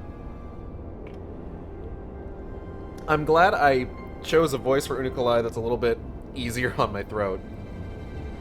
It was a time towards the end of the Third Astral Era, when the peoples of Mericidia faced extinction at the hands of the Allagan Empire.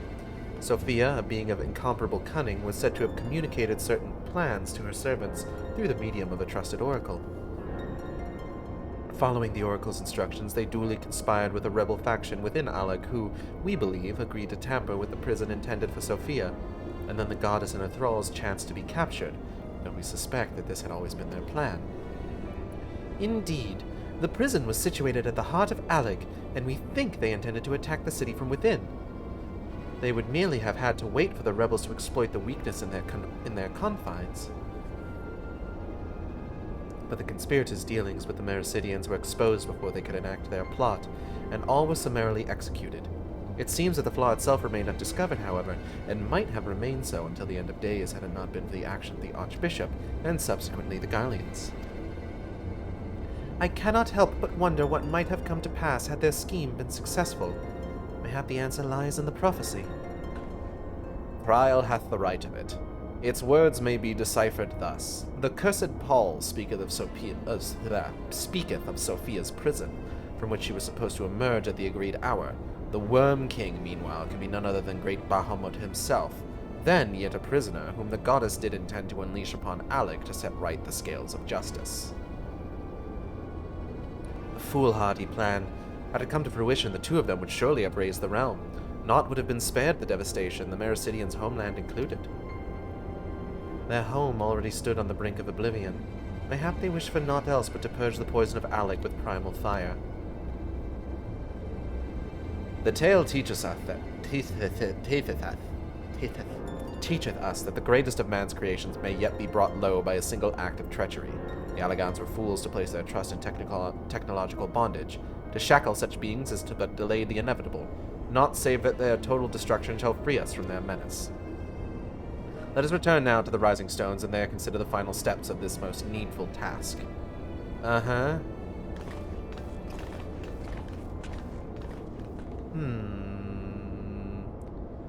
threat posed by this facility is far greater than you imagine, Orianche. And one not limited to the Icons themselves. Sophia's remaining servants must be put down.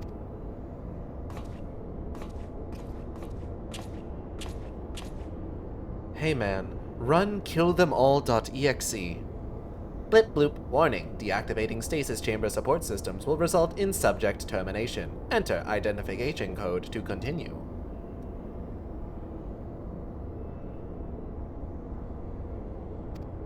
Dot dot dot.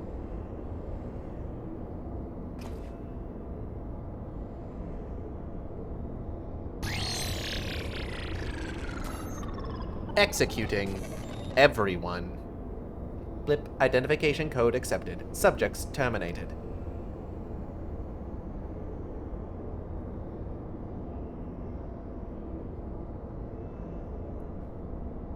Well, I feel way better.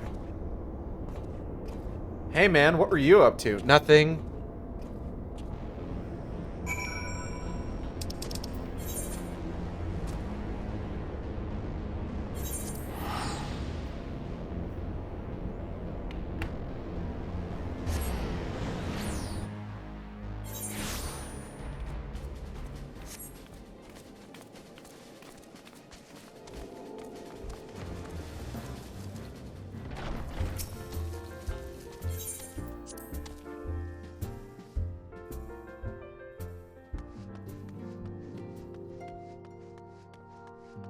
I shall.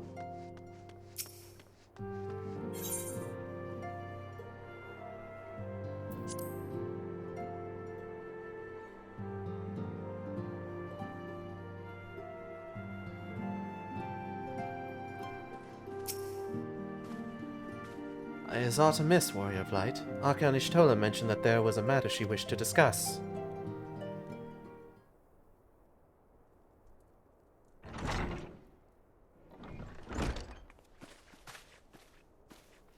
Well met, Igeld. You will forgive me if I seem curt, but I would settle an account with our young friend. While conducting a final sweep of Sophia's containment facility, we discovered that all of her remaining thralls had perished in their stasis chambers. This was your doing. I can't have any secrets. I hate it here. Aye, it was. I chose to act upon the knowledge revealed within the tombstone we recovered. The true purpose of these prisons is far more horrifying than we first assumed. The Allagans were not simply observing the icons and siphoning away their energies. They were conducting experiments in preparation for a far more ambitious project. If you'll recall, both the Fiend and the Goddess were imprisoned within massive spherical structures. These spheres were the prototypes which paved the way for the successful construction of an artificial celestial body. You speak of Dalamud. Aye, the icon's cages are unmistakably of the same design as the Red Moon. To be plain, the research facility contains the seeds of 3 calamities which might feasibly be visited upon a chosen target. Eliminating one of them necessitated the destruction of the goddess's slumbering thralls, a distasteful task unbefitting one such as the Warrior of Light. Thus did I resolve to perform the deed myself. You have made your case. It is apparent we were not in full possession of the facts. Nevertheless, you did, kill a lot of people. Your notion of what may or may not be expected of Igeld is presumptuous in the extreme. Wait, did you expect me to kill a bunch of people? When the Warrior of Light chose to join the Scions, she did so in the knowledge that she would be required to face and destroy not only the Primals, but also their fanatical servants. That which you term a distasteful task is an essential part of our calling, a burden which every Scion is sworn to shoulder. At least until the end of 5.0. She's not wrong.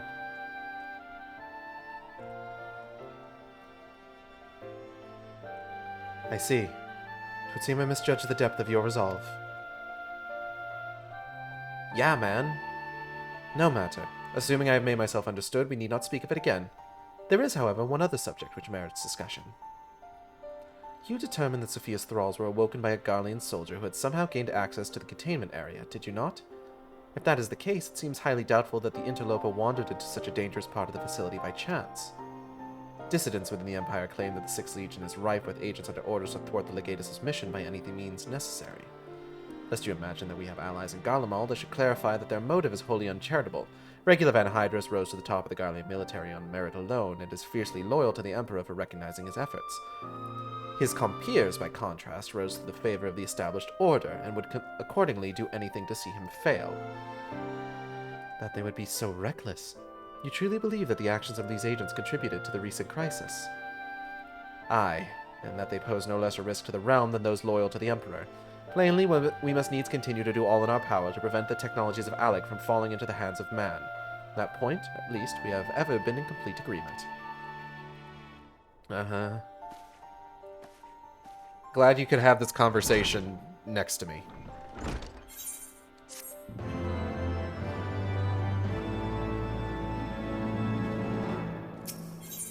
Chapter 3, Sophia. The goddess has fallen, and only one pillar of the Warning Triad remains. According to the records we discovered upon Sophia's destruction, the Icon had one scheme to bring the elegant empire to ruin from within. The histories also spoke of our followers and how they perceived the ever-expanding Imperials as anathema to the world's balance. Equilibrium is Sophia's domain. Her as worshippers saw the righting of the scales as their sacred duty, and thus did they resist the Allagan's invasion with holy fervor.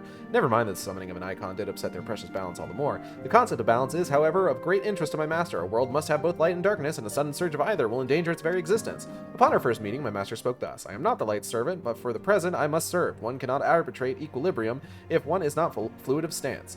The tenets of our justice are found not in light nor darkness, nor the gray shades in between. We seek to enforce that which prevents the visitation of oblivion, to moderate the endless waves of war such that neither side claims victory. That is our charge. Last pillar to fall. Urukalai has a request regarding the final icon of the Warring Triad. Yeah, what's up, little man? Greetings, warrior of light.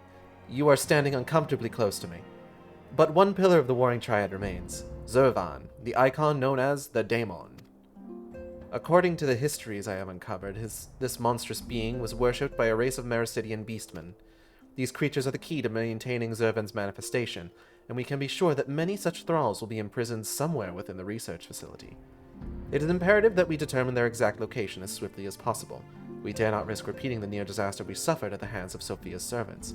I wonder if, when we get to the inevitable Mericidia expansion, if perhaps we will meet the tribe that Zervan is the god of. I think that would be pretty cool. As such, your fellow scions have already begun an exhaustive search, but there are several sectors which only you, Kryle, and I can enter without fear of enthrallment. Let us make our way to Azislav forthwith and aid the investigations. Okay. I will, of course, just stand here in the meantime. I'll see you there. Don't worry.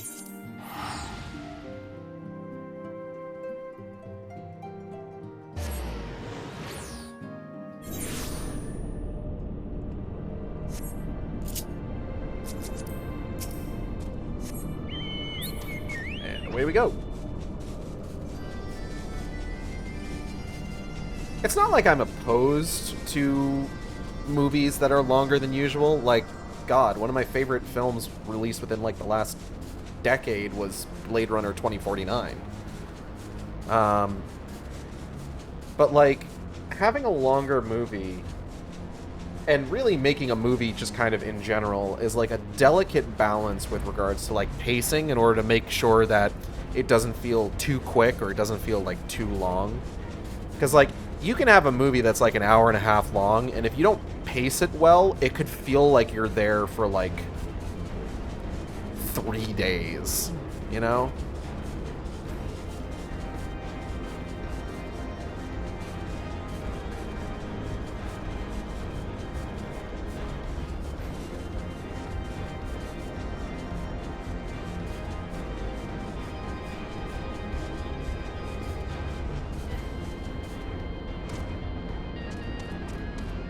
Ah, Destination.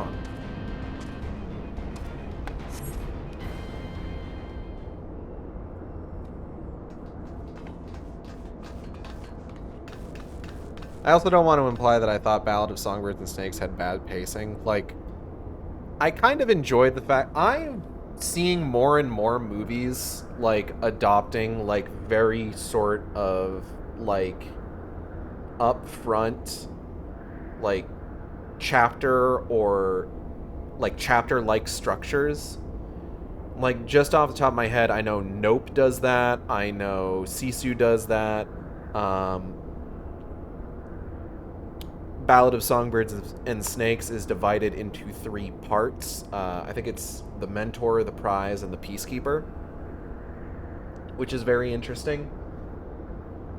And I think that kind of helps with the pacing a little bit, where it's just like, okay, now you know, like, if you go into it knowing like, okay, there's 3 parts, then like you kind of, it kind of helps with like the sense of like, okay, we finished part 1, now on to part 2. Igeld, it's good we caught you. The facility has been swarmed by Imperial troops. By their standards did we judge them soldiers of the 6th. Aye, once more doth regular Van Hydra stretch forth his hand to seize the forbidden fruits of Alec. And once more have our meticulous wards been swept aside like so many cobwebs. It wasn't me this time. Your meddlesome wards were destroyed from within by the pulsating energies of an icon. Ah, this fucking guy. Nay, put up your weapons and listen. The followers of Zervan have awakened, and they toil to rouse their master. The demon's worshippers yet slumbered when we confronted Sophia. Could the tampering of her thralls have been more widespread than we thought? They shared a common enemy. It is not unthinkable that they would seek to free all those the Alligans had imprisoned. Yes, the cage doors are open, and whilst you stand there quibbling over who picked the locks, my soldiers are inside the facility risking their lives and their sanity. Yeah, well, that sounds like a you problem, buddy. They have volunteered to face death to prevent Zervan's servants from waking him in the fullness of his power. Now, assuming you have at last understood the gravity of the situation, it is time that I rejoined them. But you cannot hope to succeed. The icon will enslave the minds of any who draw near. Thus did I seek out those with the power to resist his influence. Aid us, and mayhap my men will not perish in vain. I don't like you. But, like, maybe you'll die as part of this, so it's okay. Oh, you're already at Zerby. Somehow the most boring of the triad. Yeah, Zervan's kind of dull, honestly. Like, Sephiroth's got, like, the 6 beefy arms. Also, hi, Cal. Sephiroth's got, like, the 6 beefy arms, and, like, Sophia has tits. Zervan doesn't really have anything going on for him. You propose an alliance? I have delved into the depths of this place and found its technology wanting. These mechanisms have failed to hold their prisoners, and such broken artifacts are unfit to bring before the Emperor. Sephiroth has the fucking 9 Inch Nails boss theme. It's cool as hell, yeah. Sophia has tits and the balance mechanic. Twice you have bested me in combat. Will you now lend me that strength and stand against our mutual foe? Fine. Zervan has fire and ice? Okay. 'Twas in opposing your reckless schemes that Ysael was lost to us. You expect us to simply forgive and forget all that has come before. Yeah, what Y'shtola said. I expect you to put aside your emotions and use your better judgment. But of course, I am dealing with Savage. You're asking for our help. You could at least be nice about it. I will not stand here and justify the death of the Ice Maiden. We pursued our ideals and you pursued yours. Such was the result, and mayhap you might consider another point. What? That you're pursuing your ideals of Imperial conquest? Do you think that these two things are equal in standing? Hey, Regula. Hey, Regula. Fuck you. In these endless clashes, we have all lost comrades dear to us, yet I choose to put aside past grievances to beg your champion's aid, to appeal to your reason. Oh, look at this guy. I fucking hate Regula so fucking much. Fuck this guy. Thou art willing to build a bridge of common purpose upon such tremulous foundations.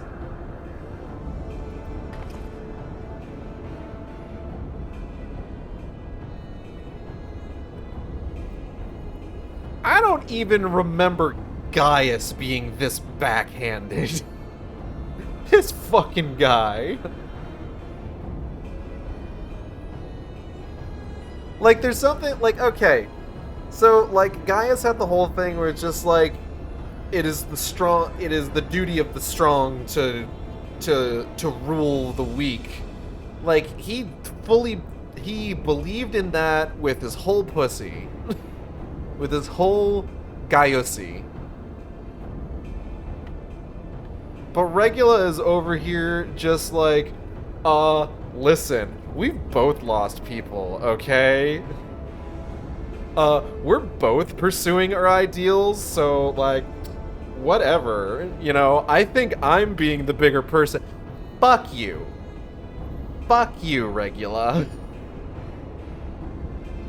Boo, we hate your Hydrisi. Anyway, let's fucking go.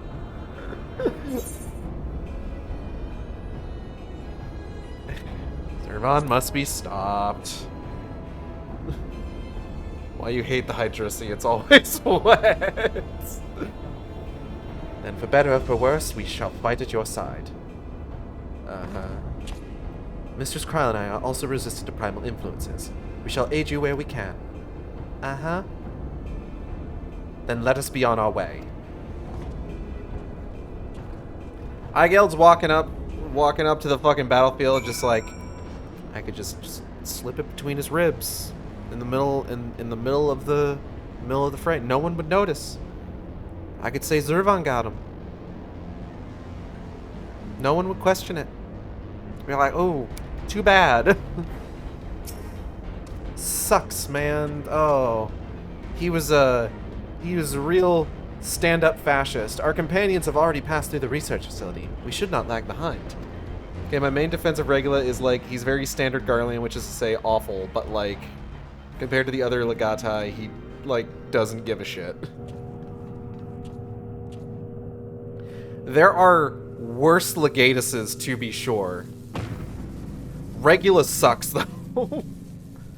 The demon stirs. Like, whatever gets the job done. Like a suckling babe, he feedeth upon the ether siphoned unto him by his thralls.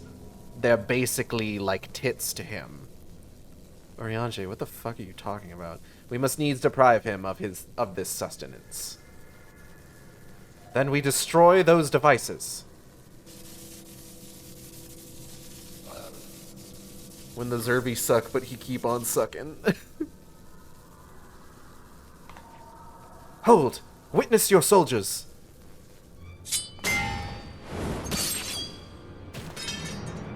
So is that an enthralled one? Okay, yeah, no, he is. They have turned one against the other. Even half awake, Zervan corrupts and converts those who enter his aura.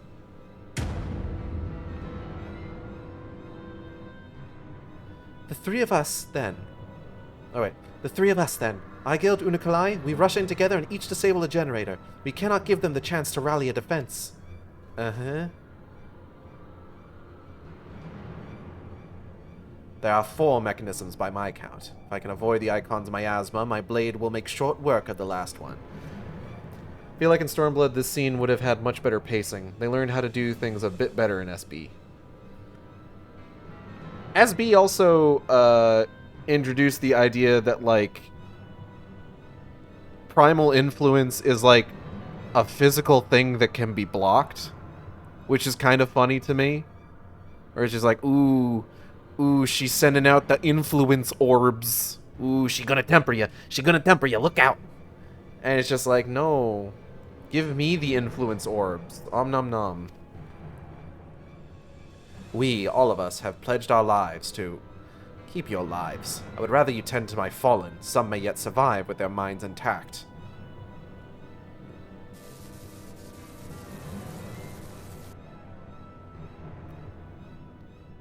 If I know not if my strength will be enough, I am no champion. The battlefield is no place for uncertainty, boy. Fate has blessed you with a unique talent and an occasion to use it. Do not waste such a gift.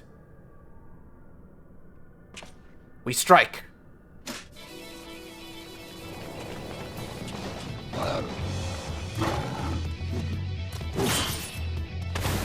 I do really want that sword, admittedly. Damn, Kryle. Hey guys, look at what I did. Tell me I did a good job. I demand it.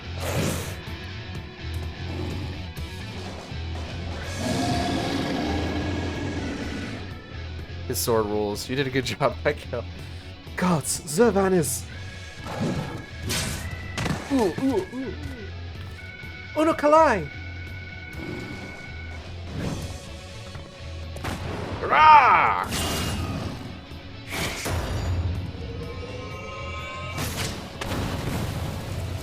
Like, that's cool as hell, admittedly. Like, you gotta hand it to him. It's a dope-ass sword.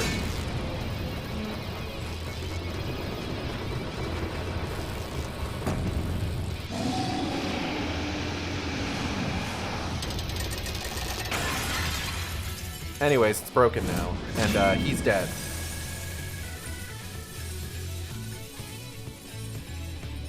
Damn. Tragic, I guess. That's too bad. Oh no. He slumbers once more. Shame his eye level isn't high enough. Don't tank in 30 gear, dummy.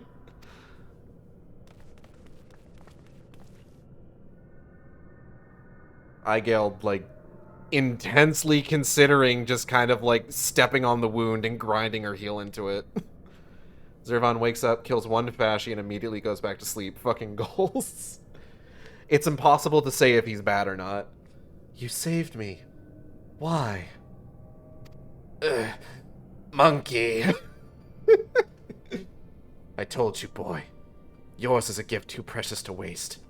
A gift the Emperor may one day have need of in his war upon these untamable icons. See, this is what I'm fucking talking about. It's not he just wants to save Unukalai out of the goodness of his heart.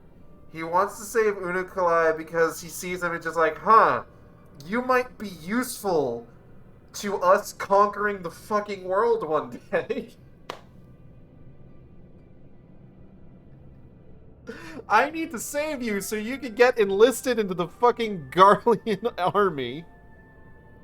Shut the fuck up, Regula. Die already. Emperor Varys, he raised me up from the ranks. Stood against my detractors.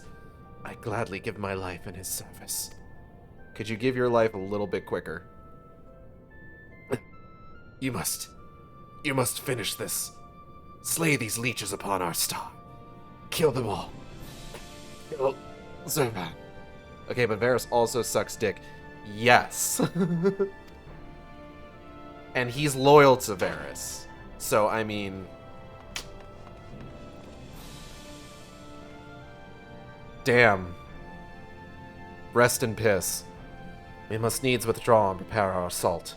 At the cost of his very life, the Legatus hath prized open for us a window of opportunity. Yeah, sure.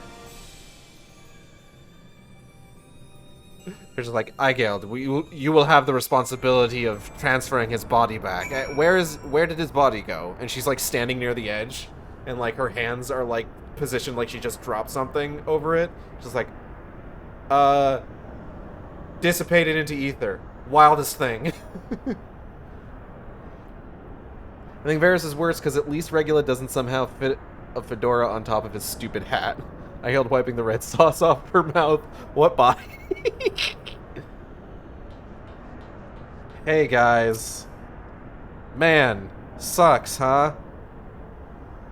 So you guys want to just like leave the army now? The research facility crawls with Zervan's faithful, and they will not cease in their efforts to rouse him. If you would honor the Legatus' sacrifice, then you must slaughter those fiends to the last. I wouldn't honor his sacrifice, but yeah, alright. Forgive me if I show little gratitude for my rescue.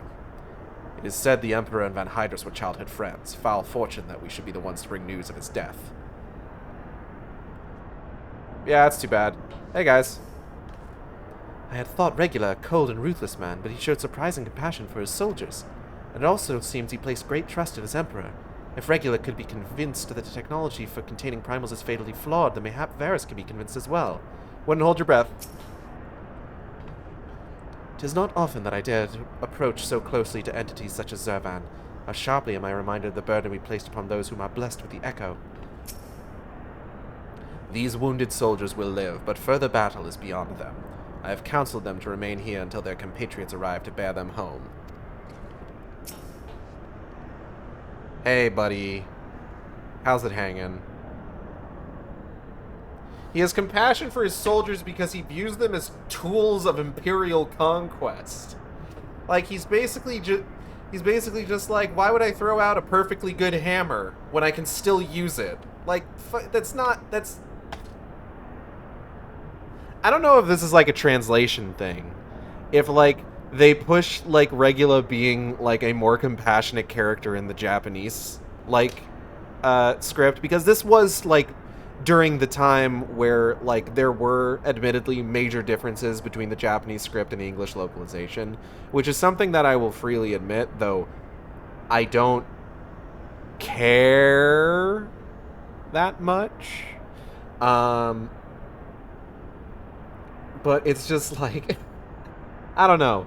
Maybe I'm just too much of an sales simp to really, like, be gung-ho on the whole, like, Regulo was a good guy train, but that's just me. He's dead, but I only been stronger.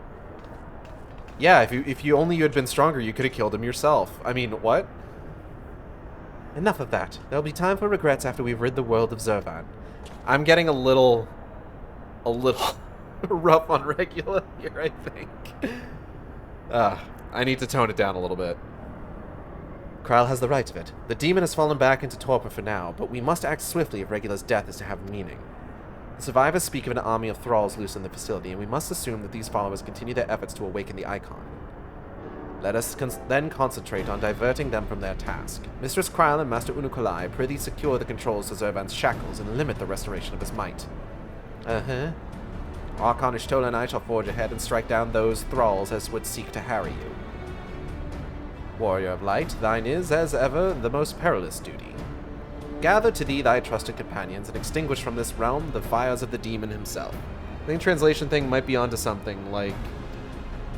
Like...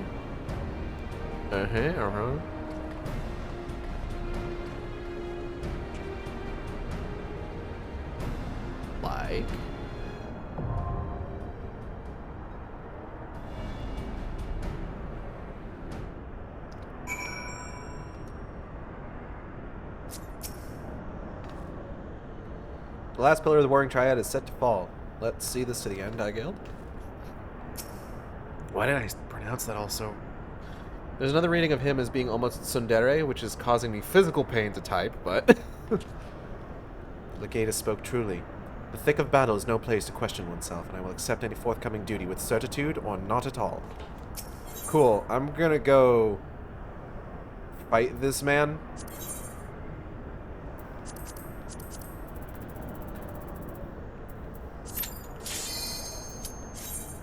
It's not like I cared about you, it's that you're useful. Yeah.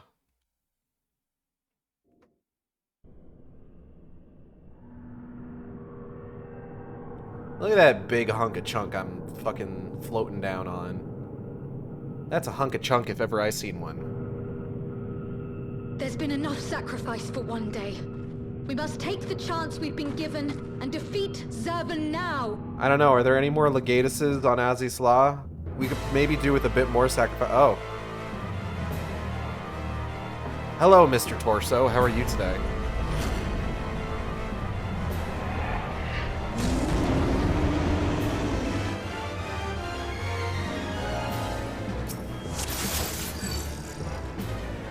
Alley-oop.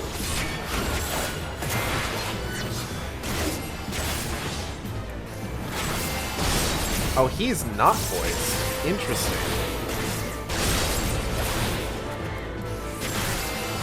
I'm gonna move.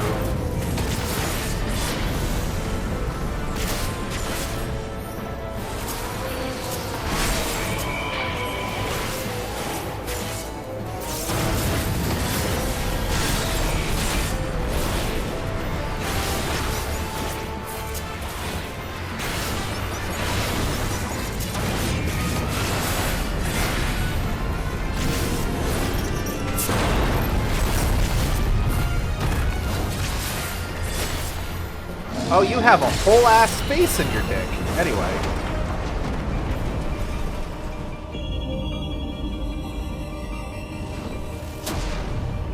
Good and evil, the war eternal. Oh, there's the voice line.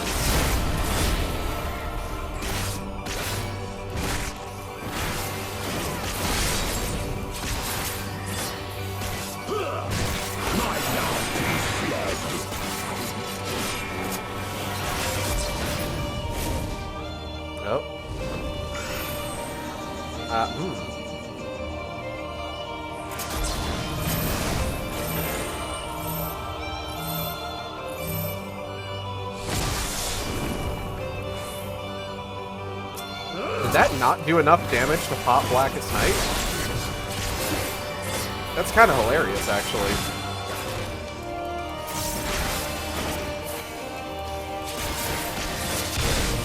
Color me kind of surprised.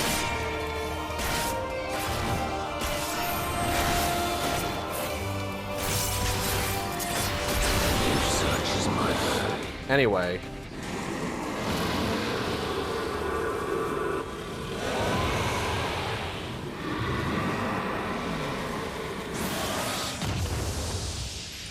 Hey, can we get Xenos in here for a bit of early sacrifice? Just a little bit of sacrifice. There it is, the Zervusi, Fallen Stack. Anyways, you killed him before the first cinematic ultimate in the game. Ain't that just the way? I'm here for a good time, not a long time. Hey guys.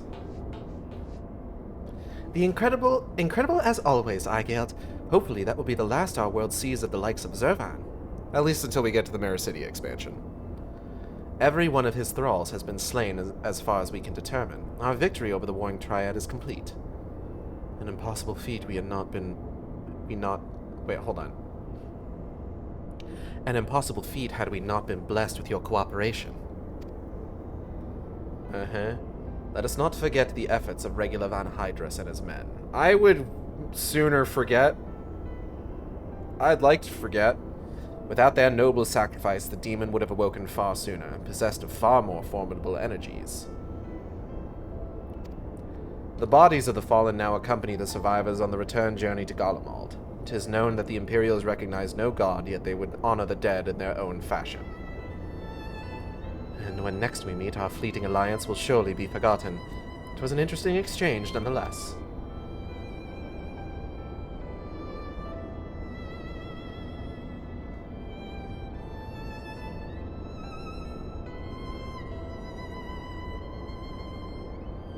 They spoke of their present ruler as a man who values self-sufficiency.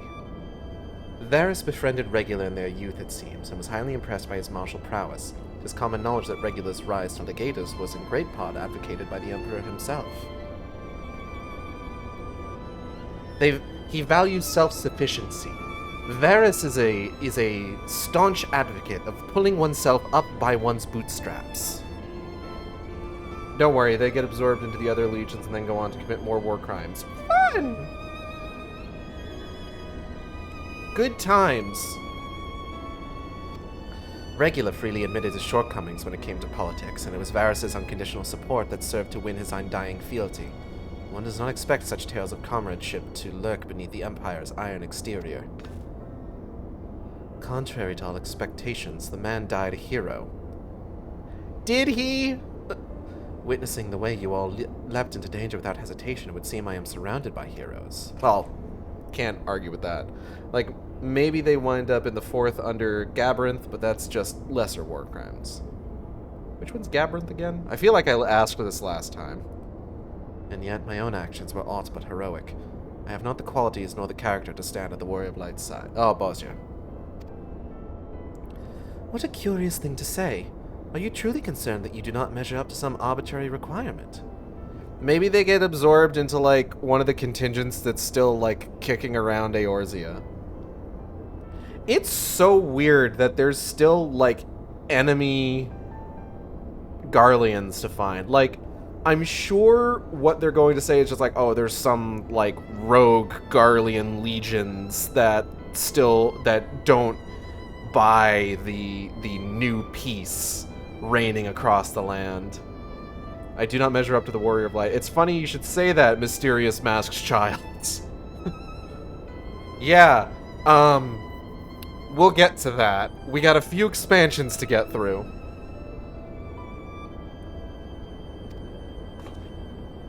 If you knew of the path I walked to reach this place, then you would understand why I doubt myself so. Return with me to the Rising Stones, and I shall tell you of it. Okay. Everyone's walking off without me again. Cool. To the Rising Stones. Okay, there we go. I got 5 minutes left in my bird.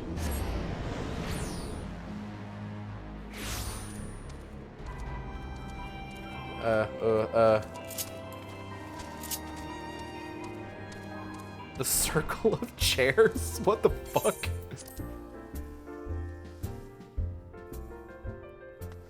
Excuse me.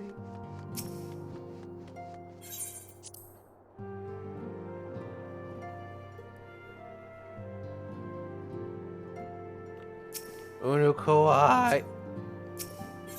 Is this updated? No.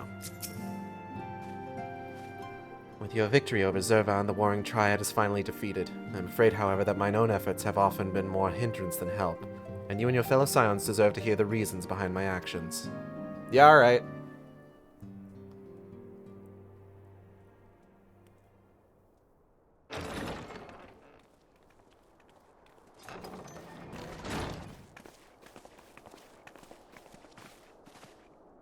Hello. I promise to tell you of my journey, who I am, of where I am from. The truth is, I am not of this world.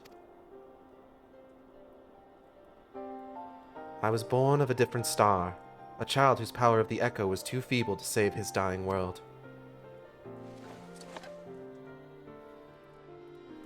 A child who, unlike you, never became a warrior of light.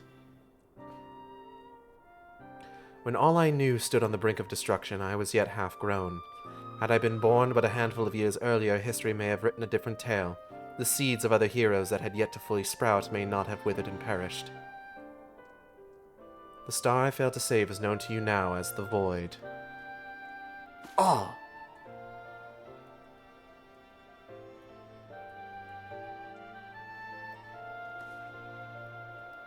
Though Eigeld knew not that I spoke of my homeland, I have explained to her before the cause of its ruin. A magic was devised to contain a defeated primal's might within a stone known as Orosite, and the energies which bled from this imperfect vessel gradually corrupted the champions who wielded it. Is that what happens in that one dungeon?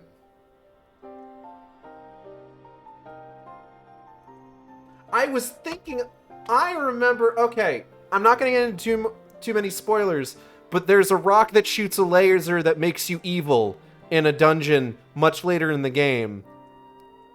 And I forgot about this explanation from Unukalai this whole time. And now that I'm thinking about it, I'm just like, is that what happens? The meme rocks in the latest dungeon. Yeah, I think that's what it is. I think that's what he's talking about, because he's talking about, like, they used Orosite to, like, contain primal energies, but, like, they leaked out and they, like, transformed people into, like, twisted monstrous versions of themselves. Without getting into too much detail, this is something that will come up again much, much later, probably. They call it a different name later, but yeah.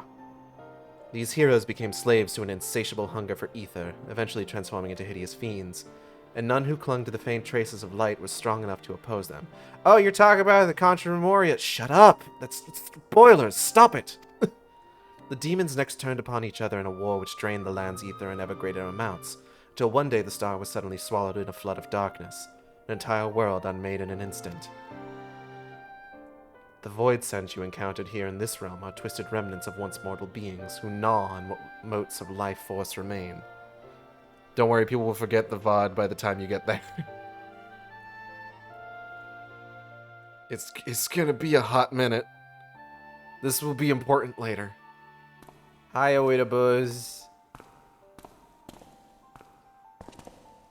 And as I lay dying, beaten and broken in my failed last stand, 'twas a white-robed Asian who found my tormented spirit and bore me away to the rift betwixt worlds. Elidibus has been my master ever since. Fucked up, if true. At my mentor's feet did I learn of the nature of reality, of the existence of mirrored worlds and the eternal struggle between dark and light. Sudden and overwhelming superiority for either side will shatter the balance, and the world in question will be returned to the void by a calamity beyond imagining. Sure. that's somewhat accurate. I love knowing what we know in like 5.3 that explains a whole lot of mysteries in this game. It's fun to see them setting it up so far in advance. As the self-appointed custodian of this balance, my master warned me that the source, the first of all worlds, slips perilously close to oblivion. What? In what spirit did this master proffer such a warning? A benevolent gesture? A veiled threat? To these questions and more do I mean to coax forth answers, yet no matter his intention, that Heidelin doth teeter on a knife's edge is an undeniable truth. Knowing this, what choice was given to you to make? I chose to join my master and act as his instrument on this star. The tragedy that befell my home cannot be repeated. I will see this world saved. And yet I hesitated at the most crucial of moments. What right have I to stand alongside a true warrior of light? Hey man, you've been doing your best. In thine own words thou wert called before thy time, and I offer that thou dwellest overmuch on the question of what maketh the hero. The search for the answer leaveth thee paralyzed by doubt. I'm absolutely not uttering another syllable, but it's neat, yeah. Heed me, Master Unukalai. Thou needest not believe thyself a hero to perform great deeds. 'Tis the deed itself which earneth thee the hero's mantle. Aye, the ideals you hold can be less important than having the faith to act upon them. Regula's loyalty to the Emperor guided his actions until the last, and though we did not see eye to eye on many things, his final deeds can be called not less than heroic. I could call them less than heroic. Personally, I find that faith in my companions allows me to act unhindered by uncertainty. Huh? I know that should I ever falter, Aigeld and the others would be there to support me, or steer me back onto the right path if needed. Uh-huh. I see.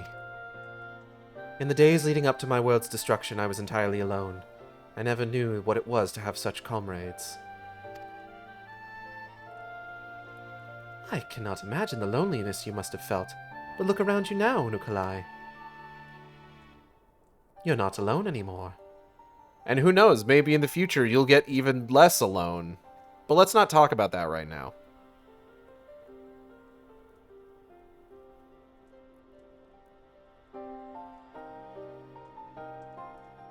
Uh-huh. Welcome to the Scions of the Seventh Dawn.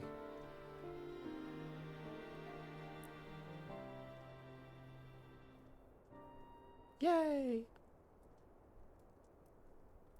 Bunny bunny banani banani. I will fulfill my promise to save this world, and when I stumble I shall be glad to have your hands there to steady me. Steady. My apologies. This is difficult for me. For so long have I spoken from behind a mask. You have very pretty eyes. We should all feel comfortable speaking without such concealments. You're one to talk, Urianger. Oh, hold up. You're totally thinking exactly what I'm thinking. I should hope you appreciate the irony of that statement, Urianger. A tee-hee. I don't get it. I don't understand. Uh-huh.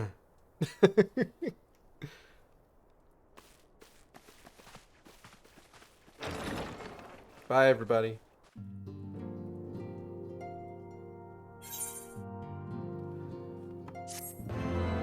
We did it. We finished the Warring Triad. I forgot how short that was, just overall, but that's fine. A 2.5-hour stream is okay. That means we're gonna make it in time to raid Team Catpole once they get started, which should be in like 5 minutes. Chapter 4, Zurvan. The followers of Zurvan were broken from their slumber, likely they're doing Sophia's worshippers, and immediately began attempting to rouse their master in the fullness of his power. We found ourselves in an unexpected alliance with the forces of the 6th Legion, and rushed inside the research facility to put a stop to the Thrall's ambitions. Now that I'm thinking about it, those like monstery looking dudes were probably members of the tribe that worshipped Zurvan and Mericidia at the time of the Allegan Empire. I wonder if they're still around. Like I said, I think it would be neat if once we do get the Mericidia expansion, if we meet the tribe that worships Zurvan, and like they're still worshiping him, but it's like a completely different version of Zurvan than we're familiar with. And it's just like, you guys know Zurvan? Have you met Zurvan? I've met Zurvan. He's kind of a dick. And he's got a face in his crotch. It's a little unsettling, if I'm being entirely honest.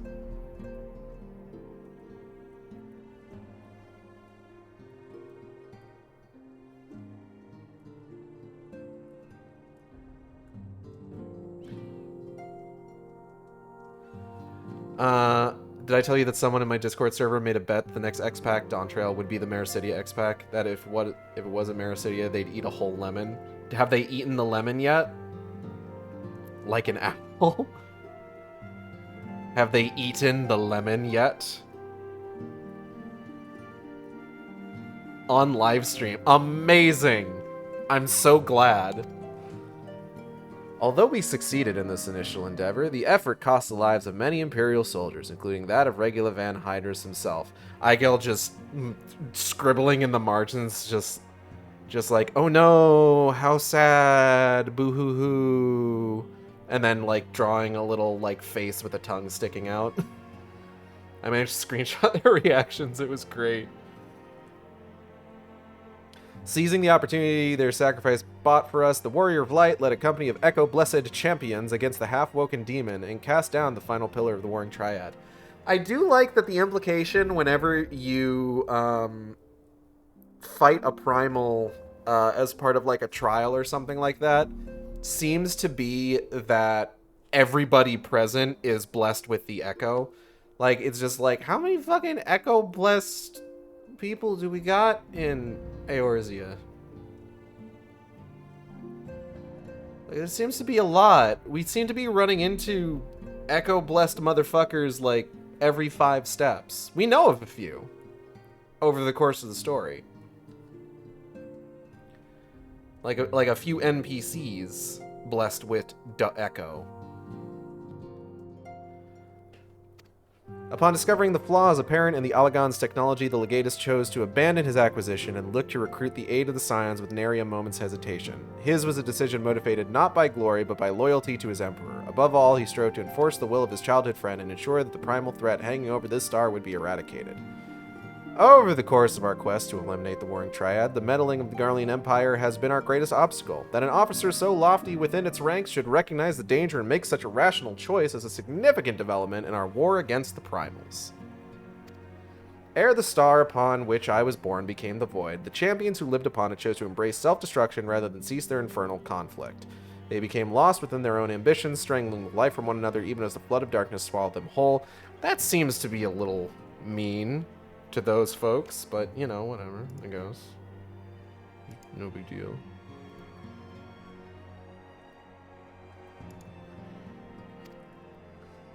Oh, hold on. Did I skip that? Hold on. Here on Hydaelyn, the power of light is not so feeble. This world will survive while the balance holds, but we must also take care that the scales do not swing too far in light's favor. Whatever could possibly happen if light were to be too strong? It is a mystery. It's too bad we'll never know. As we fight on the side of light, we must trust that our companions will steer us away from the lure of extremity and help guide us along the narrow path to salvation. It is the actions of men such as Regula Van Hydrus that give me hope that the future of the star is not beyond redemption. Really? It's him? Of all people? Anyways, that's going to be it for today. I want to thank everybody for coming by the stream. I hope you all had a good time. I know I did. If you enjoyed the stream, you can subscribe here on Twitch. We have special emotes for subscribers. You can find me on Twitter, Tumblr, and co-host at AcidXShark, where I post all the streams as they happen. That's ACIDXSHARK. You can also follow me on YouTube at AcidXShark, where I post all the streams after they happen. Art for the stream, Chat Blocker was done by Molly, who you can find on Twitter at GingerIsASpice. That's GINGERISASPICE. Fantastic artist. Highly recommend checking their stuff out and commissioning them. My VTuber was done by Audrey and B of Team Capel, who we will be rating and who are also open for commissions on VGen. You can find them just about everywhere: Twitter, YouTube, Tumblr, co-host, VGen, at Team Capel, that's TEAMCATPLE. They do fantastic work. If you commission them, use their VGen. Don't email them, they'll email you. Do not DM them. If you do DM them, don't be weird. Please don't be weird to my friends. What else? Upcoming streams tomorrow, something. I think Audrey and B are going to be on for that. I haven't checked with them if they're going to be on tomorrow, and I still need to figure out what we're going to play. I'm doing awful this week, figuring things out ahead of time. And then Saturday, Alan Wake 2. I think we're finishing Alan Wake 2. Next week, Wednesday, I don't know. Thursday is definitely going to be more Final Fantasy XIV. We're going to be starting in on Alexander, the normal raids. But yeah, stick around for the raid, and I'll see you next time on the Shark Stream. Same Shark time, same Shark channel. Take care, everybody.